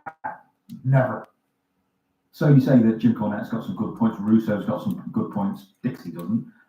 What would Russo tell you about Now, Dr. Dr. Stevie was her personal favorite. Dixie, book me all day long. No. Because that's the thing that keeps you employed, and dare I say it, the money would come in if the owner really likes your gimmick.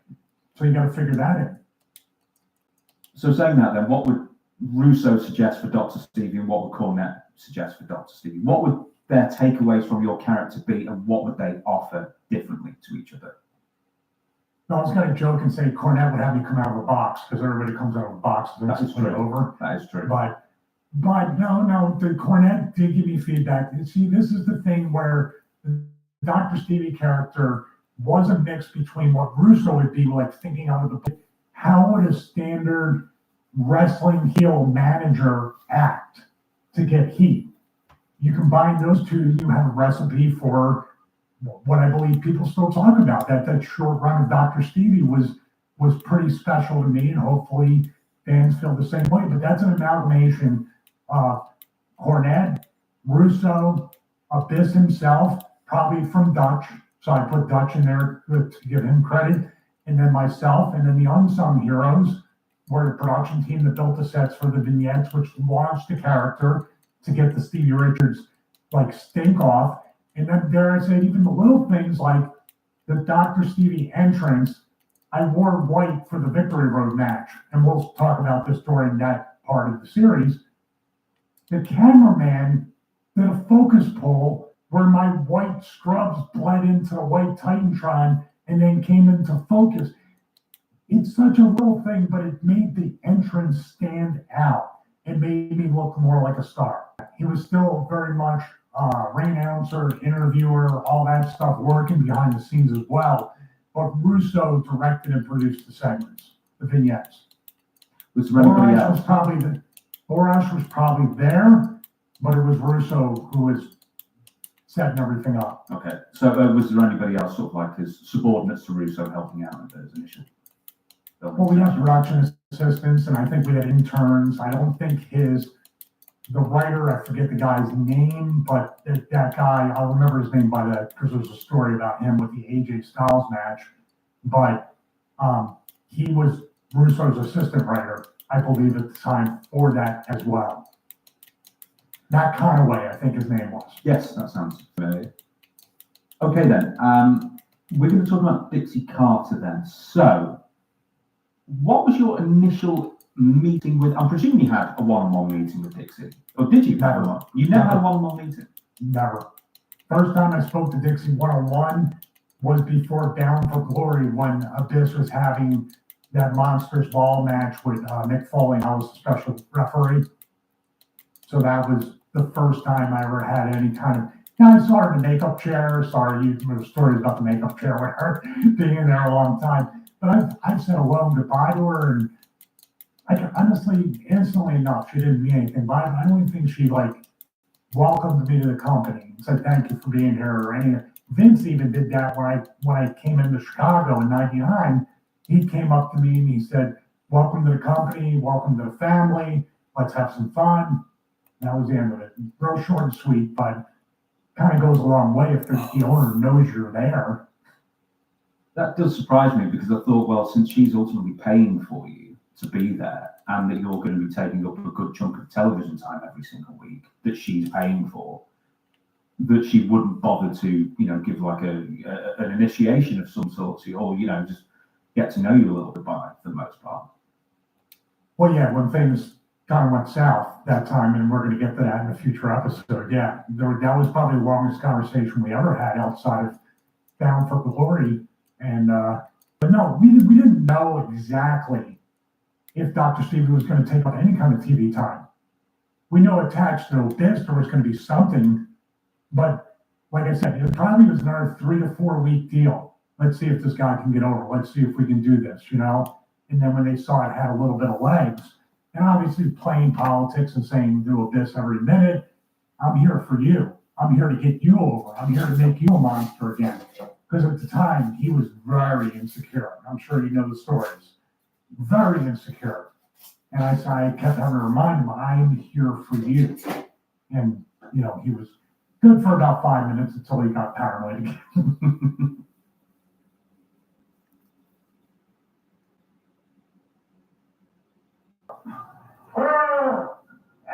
Put me down. We're good. Come on, sir. Yeah. There we go. All right. Well, stop. Hey, you. Why do you take it down? What's that? It'll fall out. Don't hurt me. But why are you getting dragged like that? What? Because Cody Rhodes and family, Bianca Blair, Naomi, Liv Morgan, Raquel Rodriguez, Sami Zayn, and Drew McIntyre were all seen arriving at the start of Raw. So I had a meltdown. I was like, well, did everybody else make it to work? We don't know. That just made me think it was going to be a poor turnout, much like my birthday party when I was a child. But don't worry about that, my friends. And welcome to the only wrestling review recap show you need. With me, Simon Manners, called ups and downs. The good bits get up. The bad bit gets it down. We're going to have some fun, and we're going to have some good times, and we're going to do the dance of joy. I don't know why, but we're doing it anyway. Let's go. Seth Rollins was here to kick off Raw as well. He told us that it was his favorite time of year because it's WrestleMania. I've written that down, Seth. So if you ever come out and say that it's Christmas or it's Halloween, I'm going to go on the internet and moan on Twitter. In fact, I will tweet furiously, which is not a euphemism, where he also admitted, man, I was Mirror, and the Mirror talks back to chuck all their asses out. And of course, he wants CM Punk to be the last guy, so when he eliminates him, CM can be so close to his dreams when Rollins kills him. He's not a very well man. So then considered what world championship he should go after he did win the Royal Rumble. And he mentioned Gunther and the World Heavyweight title, and he mentioned Cody Rhodes and his WWE Championship. But when he went to do it again, and he went back to Cody, just when he was going to say Gunther's name, we got, and out came Gunther. Honestly, he must have been about going, all right, he said my name once, listen to me, producer Matt. If he says it twice, he did it, push play. The ring general was super pissed too because Rollins acted like he was just keeping his championship warm for him. And he was like, dude, what have you even been up to recently? You should have been watching me. Did you see what I did to that clown, Jake Uso, at Saturday's main event? I beat him. He was time to focus on the Royal Rumble when Seth Rollins just lied to us. He said, hey, that belt around your waist only exists because of me. I was like, no, it didn't. WWE made it because Roman Reigns never turned up to work. He also said it actually doesn't matter who else Gunther has beaten because he's not Jey Uso, he's not Damian Priest, and he's not Finn Balor. Well, that looking in the mirror thing really worked. Gunther knew all of this though, and hey, Seth Rollins is one of the best ever. But he always has a caveat. He was like, the key here is I'm talking in the past tense, and in 2025, you ain't nothing. This is why I love Gunther. He says everything like it's a statement of fact. Logan Paul's music then hit, he was going to interrupt, and bless Seth Rollins. When the guitar, whatever it is, did kick in, he mouthed, who the hell is that? Which is actually a bigger indictment on WWE theme music in general. they could all use a little bit more uniqueness. I'm also going to give this a down straight away, and that's not me saying that Logan Paul isn't a good wrestler. He's adapted to it very well, but I can't help my feelings like a Jedi. And I just thought to myself, I don't really want to see Logan Paul hanging out with these two dudes at this level. That's it. There's something else I can tell you. I just didn't want it. If I don't want something, I'm going to give it a damn. You can call me a nerd, you can call me a geek. I'm proud of both of those things. Now, of course, it would be totally different if he did dedicate himself to WWE fully, but that's never going to happen. And bless you, you wonderful fans. They booed him so loud, I don't even know what he said, but I'm pretty sure he did declare for the Royal Rumble and said he's going to win, not by chucking out 29 other people, but by being smart. So once again, always remember, if you want to be in the Royal Rumble, just vocalize it. So I just want to say over the last few weeks, if you did not say this into the microphone, you're a damn fool. I mean, I bet somewhere on this planet this happened. Hello? Ah, yes, hi there. I was just wondering, would you like to be in the Royal Rumble? Yeah, I'm sorry, that sounds like some kind of Ponzi scheme. Ponzi scheme? What I do is sign this form I have in my pocket and say you want to be in the Royal Rumble, and you'll be in the Royal Rumble. Yeah, all right, I'll be in the Royal Rumble. Great.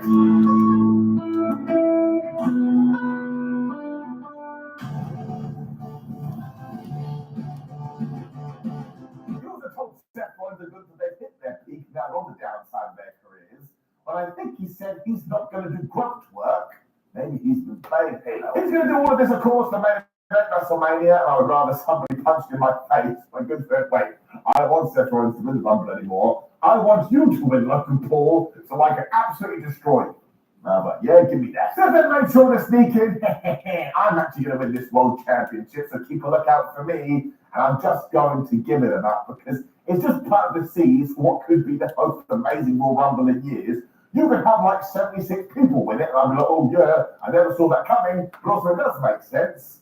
Do the math on that one. It is 2 + 2 equals potato. There's only 30 people in it. But quite clearly, this has been intentional, so fair play to WWE. When we cut to Kathy Kelly, who was interviewing CM Punk, he was like, I'll throw out Logan Paul. And you know what, Kathy? If you get in the Royal Rumble, I'll throw you out too. But I think Kathy Kelly, she had a microphone. Jesus Christ. Well, actually, CM, I am declared for the Royal Rumble, and nobody could have told her otherwise. They're the rules. Sami Zayn was literally right here too, so he walked into frame. He was like, oh, hi, CM Punk. I heard what you said about me not being on your level. You're right. Only one of us has made a mention of WrestleMania, and that's me. Sami Zayn, you are a wonderful man. We also tied this in too because Karen Cross then stuck in like a model. He was basically saying to Sami, getting in his head like, oh man, if you want all these opportunities and you want to become the WWE champion, you can't be worrying about your friends, and you certainly can't be worried about doing the right thing. He basically told him to listen to Kevin Owens, which was truly wonderful. Poor Sam was then walking the corridor like, man, there's a lot on my mind. When it got worse, because Cody Rhodes popped up, he gave him a slap and basically treated him like a brother. The poor Sami Zayn is now an emotional mess. During one of the Netflix breaks as well that you may have got, you may not have got, who the hell knows which one of these do come through, depending on your territory. But it wasn't into A-Town down under. They were like, oh man, it's so great to be here on Raw. And that was it. So I don't really get what we're doing with these two at the moment. I'm a big fan of them. They're kind of in the fantasy zone. I do hope we have a plan soon. Hopefully what came next was deliberate though, because it was right into a tag team title match. The Judgment Day taking on the War Raiders. Now, thankfully, these belts were finally defended, which was not a thing in 2024. But man, screw this match. We just have to talk about J.D. McDonough. So at one point, he did a moonsault to the outside, and he went right into out the announce table. And honestly, if you haven't seen this, you should go and check it out today. But make sure you're not squeamish, because he hits that thing so hard. And as we found out after the fact, thanks to social media, not only did he break some ribs, but he punctured a flipping lung. Now somehow he carried on after this. So just a massive round of applause for that dude, because how the flub did he do it? Now I understand there's a huge conversation here about when should wrestling promotions stop matches. And you know, my take on this, I just want everyone to be happy and healthy. But I'll be honest with you, my friends, in my own wrestling matches on the independent scene, I've got hurt here and there. And did I stop? No. And did I tell everyone I was okay? Yes. Wrestling just does funny things to your brain. He's tough as nails though, so again, all the love to him, and I hope he is okay. When eventually, I think Carlito was like, man, my boys are in trouble. So he took an apple and he went, and he spat it into the War Raider's face, which did indeed cast distraction. That's the most unique one of those we've seen in ages. So Mysterio's been able to get the splash of the frogs, but he only got a 1-2. Mostly because I grabbed JD and threw him into the pile. I was like, man, do I feel sorry for JD McDonough? Tom Dunham also stuck a med pack during all of this, and he went for the 619. But the War Raiders like, no, listen, we're done with you. And they hit the War Machine, which is totally devastating. 1, 2, 3. So listen, this was really good. Let's make sure Eric and Ivar do continue on this trend. And how they got a match level of this quality when one of them was basically dead? Well, again, kudos all around. Just to double down on what I just said. Keep this going. Make sure there's a great day for us. Because the hometown boy has returned. She was like, is it Bron Breakker? He was like, is it Cody Rhodes? He was like, no. Of course, it was the one only Xavier Woods. Xavier got so damn mad, said that's why he's going to destroy Rey Mysterio later. But he also told us that his family would be in the front row. Now, it was obvious what was going to happen here, but telling you it was still very, very good, very, very funny. They did indeed make their way to the ring. I think they must have had the wrestling rule book out in front of them, because they found where it said, you're now a heel, what should we do? And they insulted the local sports team, screw you Atlanta Falcons. Now this is when we learned that Xavier Woods' family still hadn't turned up, even though he had bought them front row seats, when Rey Mysterio did beat him. Now look, Rey is one of the GOATs, and I genuinely don't think you can argue that. I mean, if nothing else, he has now been performing in 4 decades. Honestly though, I just do not understand what we're doing with the New Day at the moment. Like, they are so damn entertaining, and they're one of the best acts in all of WWE. But in terms of their story and their momentum, I'll be that guy. But I don't think we really capitalized on that segment they did towards the end of last year. That was one of the best heel turns ever, and I mean it. I really hope by now they've been getting involved in a bunch of tag team matches and just being mega assholes and cheating here and cheating there, and that maybe at the Royal Rumble, they'd be going after tag team titles when they won them by being cheating assholes. So this may come down to me playing favorites because I do love them so much, and I do believe there is a plan. It's just taking a while to get there. I do have to give that a down. This match was super fun, though. I mean, of course it was. Mysterio also got that sunset bomb at one point and followed up with a code red. So we all need to send thank you cards for Penta. He walked in the door. Now all of a sudden we can do that move again. Woods also whooped Mysterio for a while and threw him into the announce table. And given what happened earlier, that freaked me out. When he looked out into the fans, and do you know who had arrived at this very well-timed venture? It was his family, and he was so happy. Now I'm going to explain to you what happened, and keep it in your head that Xavier Woods' family and friends must have said before they got there, right, 1, we're going to be late. 2, we're all going to go in with our jacket zips up, and as soon as Xavier sees us, we are going to pull down the zipper and reveal that we have shirts on saying, New Day sucks. And that does mean within the realms of the story and within the realms of the narrative, when he called them, they were happy to go when they came up with this horrible plan. So you tell me who the bad guy here is. I'm siding with Xavier Woods. He was so devastated, though, you couldn't help but enjoy it. And when he got back in the ring, he was all wobbly-gobbly. So Rey Mysterio hit with the 619. He got him with the splash. 1, 2, 3. He ended up on one of these shirts afterwards, so he's horrible as well. And if I were to hazard a guess, I think it was meant to be the New Day versus Penta Rey Mysterio. And for whatever reason, we did change our mind, which is why we are in no man's land. But once again, it's got us 2 entertaining matches now. There's also really strange bits throughout this, because Michael Cole, Pat McAfee, and Corbin just went, oh yeah, you see Zelina Vega out there, who's with Rey Mysterio, well, she just got traded to SmackDown. What? It really was the most throwaway line ever. Like your kid had come home and said, oh, by the way, Dad, I'm dropping economics, I'm doing physics instead. Seth Rollins and Sami Zayn, they're finally caught up, and man, I love it when wrestling does this.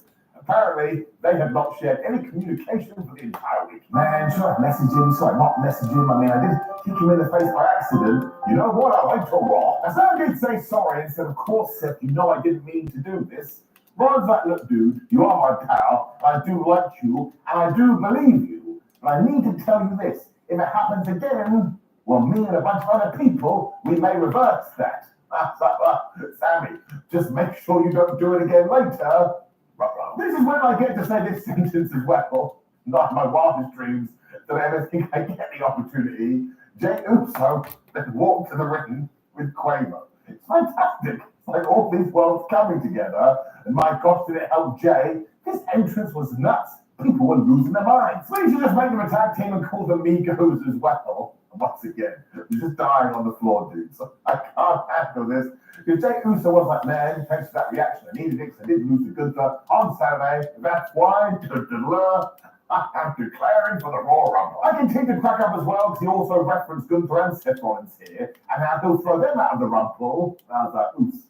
Don't say that. Gunther is most definitely not in it. It also felt for Tozawa because he must have been livid backstage going, man, why didn't I just declare for the Royal Rumble? And listen, this is all Jay said, but it's such an electric entrance. And the fans love him so much, you can't help it. It does what the t-shirt says, ProWrestlingTees.com/Simon Miller. It did make me feel warm and fuzzy in my tum-tum. And one day that man should win the World Championship. I saw all that nonsense on the internet this week. Jay Uso is not a very good wrestler. Man, I don't even care. You know what you're talking about. He's damn brilliant. I wanted to be my friend. He's getting it up. Little, he also got interviewed during one of these weird Netflix commercial breaks. And do you know what he essentially said? Well, I'm only watching wrestling due to Rhea Ripley.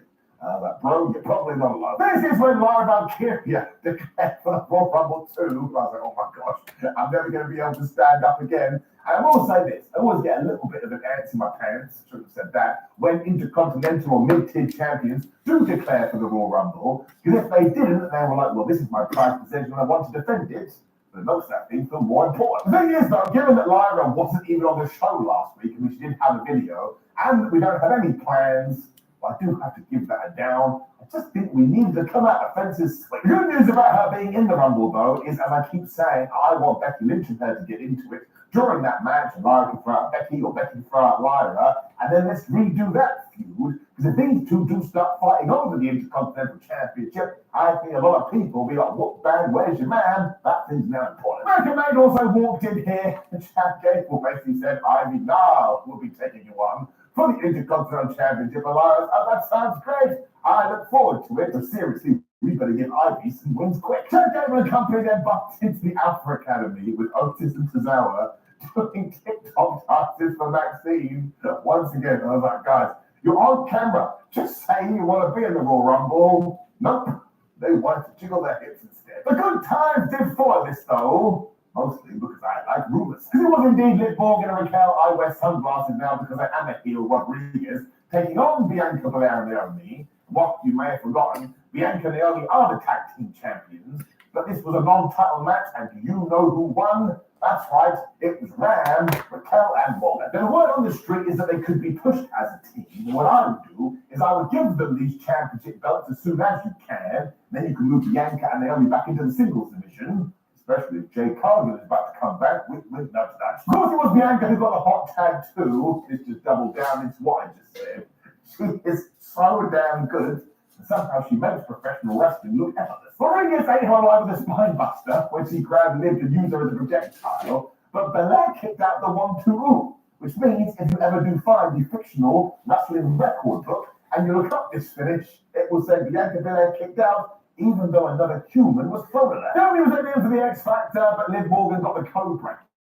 Just when she was going for the Oblivion, Bianca was like, nope, and she smashed it with the KOD instead. Then, of course, when she had the match while Dominic Mysterio jumped on the ring apron, the referee was like, Dom, don't make my life really hard. When Bianca was like, move up my way, and not only did she smack him one, she hit this big dive over the top rope. I mean, he did deserve it. Naomi then had the match won as well, but Raquel just pulled her out of the ring. The referee was totally fine by this. When Rodriguez proved me right, because she grabbed Naomi, she threw her into the ring apron, which is the hardest part of the ring, rolled her back in the squared circle, and Liv Morgan didn't even hit her with another move. She pinned her for the 3. Beware of the ring apron. So this means we now can do the rematch for the championships, and you can give it to the Ram, Rodriguez, and Morgan. I'm totally down for that. I think it would be pretty good. I would like to know why Bianca Belair vanished into the fan zone after she hit that dive. We didn't see her again, but actually there is a reason for this. She probably saw Dominic Mysterio's moustache, and she was just disgusted by it and forgot about the match. All of it's getting out. We had an interview with Rhea Ripley after this, and she was like, listen, mate, I do not care who wins the Royal Rumble, because I'm going to brutalize them. It's not how she sounds. Now, I do have to point out, she did say the words, the Royal Rumble here, There's a good chance he just accidentally declared. And he also got ripped in his face, and we are teasing that feud hard, and I'm totally down with it. But when Bailey turned around, Io Sky was there. Don't forget they've got mad history. But Io was very nice. She went, I'll see you Saturday. No, wait, I got the emotion wrong. She was like, I'll see you Saturday. She's angry. She's going to win. Well, I laughed out loud because Penta, ever since he debuted, must have been surveying the environment and been like, all you've got to do is say you want to be in the Royal Rumble, and you get in the Royal Rumble when he outsmoked everyone, because he didn't just do this in a promo. The masked man got out and made a flipping video. It was so damn good though, because either go big or go home. And probably on SmackDown, maybe Chad Gable turns up, and he's in one of those planes that write messages, and he just says, I'm in the Royal Rumble. In fact, WWE, you should absolutely do it. It's also a very good video. Well, I think I may be about to make another mistake. If so, I'm genuinely sorry. Oh, Paul Heyman did come to the ring to announce the fact that Roman Reigns is the cover star of WWE2K25. I tell you this, it's much deserved. Also, look at the cover for the Bloodline edition. There is Roman Reigns, and the rest of the Bloodline are in his beard. And you all remember that storyline. It was pretty emotional. However, I thought back to the debut on Netflix for Raw, and I swear the big conversation between Roman Reigns and Paul Heyman was, on the 27th of January, we're going to have the big Ula Fala, you're the new old tribal chief celebration ceremony. And Roman wasn't even on the show, apart from his beard. So I went back and watched this, and they most definitely did say that. And now I look like a right goober, more so than usual. Because in my fantasy booking, which I do always get wrong, I can use this potential segment to book all the way to WrestleMania, and it just didn't happen. So maybe I did miss something in the interim, and it's not a big deal. When these things enter my brain, and I can't figure out, but I do have to get it down, now we can never talk about it again. Heyman then did his usual hype job for Roman, and it was so good. He was like, he's going to win the Royal Rumble, he's going to throw everybody out, because he is the biggest star in the world, and even when Elon Musk colonizes Mars, Roman Reigns will be the biggest star on that planet too. So if you're an alien on Mars, you've got to get ready to acknowledge your tribal chief. I then popped huge because Drew McIntyre interrupted, and that is the aura this man has now. If I know he's going to talk to someone on a microphone, I get pumped. Heyman, bless him as well, acted like he had seen a ghost, a Scottish ghost, I suppose. But Drew was like, listen, dude, I'm not here to intimidate you. All I want is a thank you. And this is because he thinks that Paul Heyman owes Drew McIntyre all the credit for his success. And let's go back in time, all the way to the 2020 Royal Rumble. Because on that night, he did throw out Roman Reigns to win that Rumble. He went on to WrestleMania where he slayed the Beast to become the champion. This is when Paul Heyman realized, I need a new client. And who did they find at rock bottom? It was Roman. And look what he has done ever since. He stuck his claws in, and now Paul Heyman is on the cover of the video game. True. So this was such a wonderful twist, and as always, every single thing Drew said was true, and to base it on something from 5 years ago, bravo. Heyman was happy to acquiesce here as well because he did thank Drew, and McIntyre was like, oh yeah, I got one more message for you, boy. You tell him at the Royal Rumble, I'm throwing his ass out. Now Paul was all like, oh yes, I will take Roman Reigns this. And Drew McIntyre was like, I'm talking about that buffoon. I'm talking about CM Punk once again. Heyman's face was perfect. So this was so damn good because once again it reminded you that everybody just has beef with everybody else, and I don't think they're going out for dinner. But even if someone like Drew McIntyre did win the Rumble, I'd be like, yeah, fine, I can get behind it. Literally anybody could win, even my nan, and she's been dead for years. And this is totally getting up. Like it was actually quite short, all things considered, but it made a flipping impact. When Braun Breaker declared for the Royal Rumble, I'm telling you, it really is the best. So once again, it's a small shame the mid-card champions are entering, but we've talked about that. I'm not going to get too mad about Braun Breaker entering the Rumble, especially because do you know who walked in here and basically told us they will be having a match soon for that IC title? It was Penta, who the flub is going to get mad about that. When honestly, we must have huge plans for Sami Zayn, because he was taking on Drew McIntyre, and of course the story has been, every time they do fight, Sam goes lose, lose, lose, lose, lose, lose, lose, lose. Guess what happens here? That's right, he lost. They must have been throwing bombs here as well, because after a boot caught Sam right in the face, he popped back on the camera. This man was bleeding from the nose or the ear or the eyebrow. There was a lot of it. McIntyre also went for a claim on the outside, but saying got out the way, meaning Drew went right into the announce table. And honestly, We should send a card to Alan. He had a really bad night. Drew was so damn mad that he threw Sami Zayn into barricade when he hit a bomb of power. He only got 1-2. Then came back with a power on his own.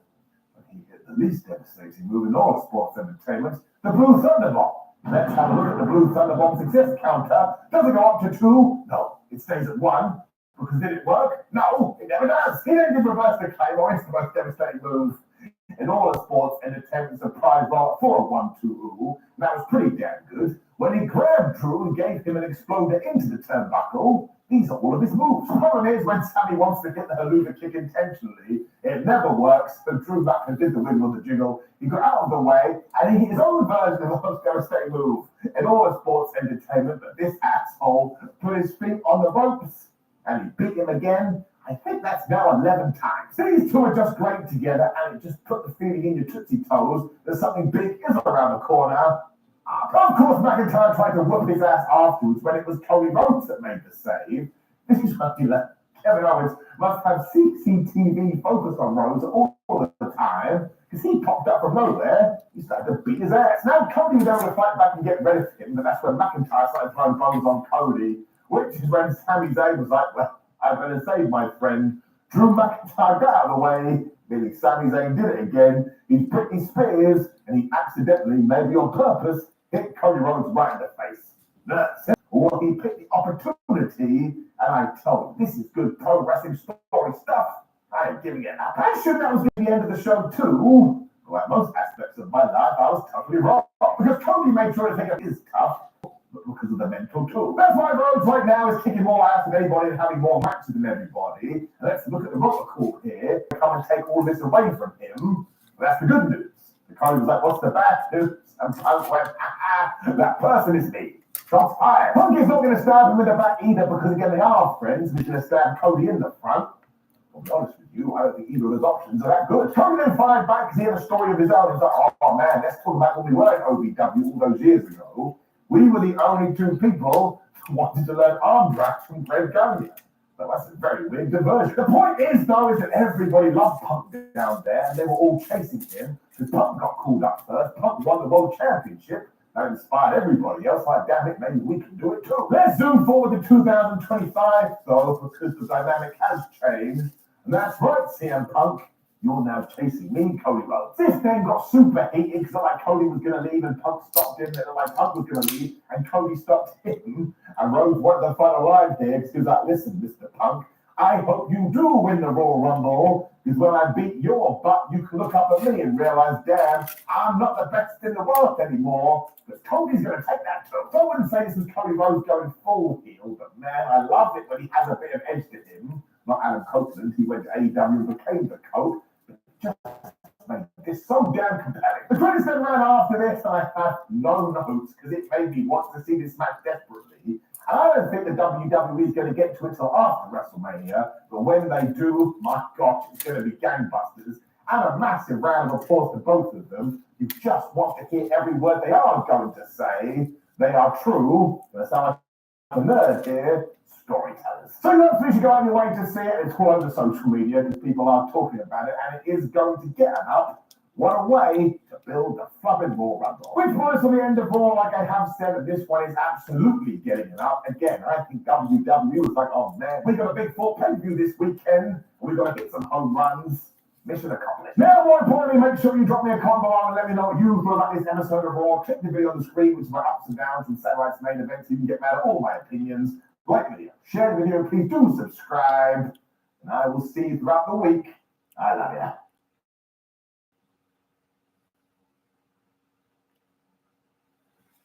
Another example of doing different looking interviews and getting out of the crowd in the middle of the people. All of a sudden, like Mussolini walking through the breezeway.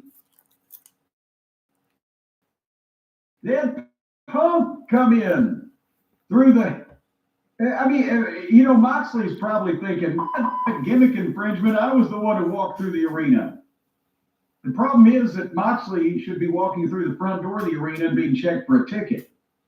And in the area, in the stands, with old Jackie Redmond, who is the only one of these reading a recited, prepared question. I don't know why that she has that quality in her voice, but it's night and day different than anybody else. And that works with Punk because Punk sounds more real than most of the guys himself. And he does a great promo, not only on the Royal Rumble, but his feelings on the guys in it. And he mentioned, and again, my notes that I did in the dark in the bed, he mentioned Seth, and he mentioned fucking Roman, and he mentioned a lot of the top names you would think, but then Cena. And all of these people were getting the reactions, and you want to star, and he's dropping names of all these heavy hitters, and goddamn, who will win this? The one, the only Terry the Hulk Boulder. How did he tie him in? I'm trying to think. He was saying how no matter who it is, he'll throw them over the top and win the Rumble, even if, I think the line was something like, even if Hulk Hogan wants to come and go, I'll throw his dusty old ass out. Yeah, his dusty ass on. And the people booed Hogan there, said the mention of the name. They were popping on the other names, and then he gets to Hulk Hogan. Now, some people said, well, in Los Angeles at the Raw debut, it's a big city, Los Angeles, it's a Democratic state. Hogan was a Trump supporter. Maybe that's why Texas is as shit kicky as it gets. That's the farthest place from being a liberal bastion of democracy. Redneck, White Sox, and Blue Ribbon beer in Texas, and they booed Hogan there. Has maybe people started to come to realize it's not me, Hulk, it's you. They just want to boo Hulk Hogan. They are fed up with him. And that's the point I was trying to make when we talked about the booing debacle, when he and Jimmy Hart, poor Jimmy, got scooted out of the building. He's appeared recently in years after the videotape came out. That's been baked into the cake, as they say, for a while. The sudden, not only resurgence of venomous response, but the over-the-top venomousness when he's been around a few years ago, and now it's even worse, is just because of his general bullshittery, right? The lying and the bullshit stories and the ridiculous that the Trumpiness has to be part of it, because he's been out in public with that, but just the ridiculous behavior overall as a person in these public situations and when he's full of shit, right? That has to be the difference. See, the political stuff certainly turned off a lot of people, or at least caused a lot of people just to go, oh, that's it. But it's not like this wasn't already happening before then. He's had a lot of issues where you don't know how the crowd's going to react depending on what city you're in. This is now, where was it? Was it San Jose last time? No, it was Los Angeles. Los Angeles, that's right. It was Los Angeles, which is a city he was a big star in. They booed him. Okay, like you said, a liberal bastion. Dallas, as you put it, as shit kicky as it gets, they booed him. They're going to be in Texas still for Saturday night's main event. In San Antonio, which is southern and shit kickier than Dallas. Is Jesse Ventura going to be there? Well, one would think that it's Saturday night's main event. Jesse would be showing up also. That could awkward. Oh, see, that's the kind of thing Jesse would do in the classic days. He would point out how bad Hogan was. So the fans are booing Jesse on the field. Like, I told you. Yeah, I don't know what they're going to do, but the reaction there. And the other thing I think that's important to say is Punk must have known. Oh, yeah. That they were going to react like that. So it's him making a statement as well. A statement of fuck Hulk Hogan. Yeah. That's a statement. Punk said in his clearest Farsi, fuck the Hulk Hogan. All right. Good promo though, but the look of it, the different energy you get from the crowd when you shoot amongst them, Yeah. and no one's acting like a fool, and you get the wide shot, you can see people everywhere. Jackie Redmond's as excited as they get. I don't know, she's really excited. You could see her chest swelling up with pride. That's Jim Cornette, ladies and gentlemen, Louisville, Kentucky. A good segment, good promo. You had nothing for Punk to do on the show except do this promo. It was good. Well, but that's the thing is, again, it promotes the Rumble. It gets another star on television. They get the benefit of Punk for a quarter hour. And he's selling stuff and the people are happy to be sold to. That's the thing. It's not like these people are groaning when another interview. Oh, shit. They're like, yes. Oh, goddamn, we love him. Let us chant while he speaks. Antonio, do you think he gets booed? Oh, Hogan? Yeah. Yes. I think he will. I think now it's become a thing. And now I get it. The one thing, whether it's yeet or whoa or the other singing or the chanting or it's crowd audience participation, they're involved. And much like they wanted to hoot at Tessa Blanchard on the TNA show, now this is going to be a thing where they booed him in Los Angeles and they booed him in Dallas, and now we're going to boo him in San Antonio also because they don't like him. But now it's becoming a thing, so it'll feed on itself. They should have him manage Tessa. 2 birds, 1 stone. Let him take all the heat. Well, no, you can't do that to Tessa. I don't care what she's guilty of. Tessa comes out there with Jimmy Hart and Hulk Hogan. But and they can't switch Hulk heel because he's supposed to be a goodwill, and he's a goodwill ambassador with no goodwill. And they can't turn him heel because people think he hates black people. That's not like a good reason. All right, let's just turn him heel and run with that. No, that's not how that works. And can they blame his beer? We found out, little Hulkamaniacs, there was something in this beer that caused me to be a. So I'm a real American. I'm drunk on my ass and at the bottom of a can. I think if they want him to get cheered, they better stay on Clearwater Beach or maybe Tampa. I don't know if that'll do it.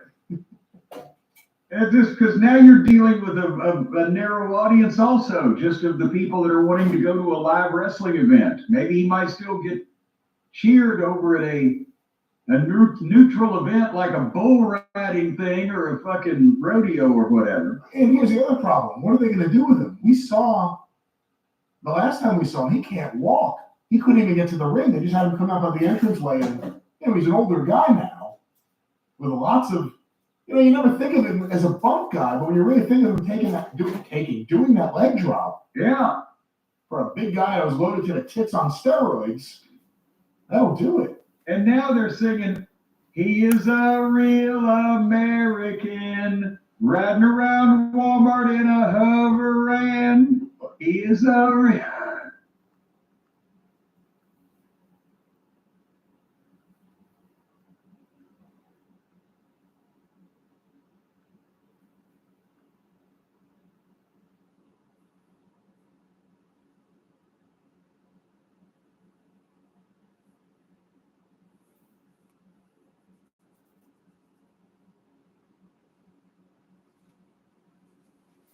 I ain't no tough guy, Paul. I can't. No way. I am not mean. I couldn't have stepped in and stopped it.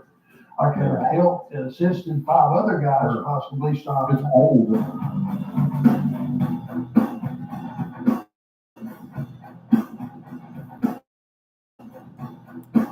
All right, let's get into. I think I might have played the 2 or pro football. He was a tough son of a bitch. And he was one of those guys like Dick Slater. There was some guys he used to mess with. And he had been given a split job duties when he signed his new contract, was be a part-time agent or something they needed shot to be put in the show. Vader had been given the time and all stuff, but as you know, I think they might have been over it even at CNN studios, and they was in that TV, and Yeah, always walk around looking for him. That's the way it went down, right? Nobody could find it. Well, when he finally came in, he had Nate. He had, he was probably flustered because they did too many takes of the shit. It could have taken 1 or 2 takes. But he finally walked in, put his stuff down in the locker room, and Vader went,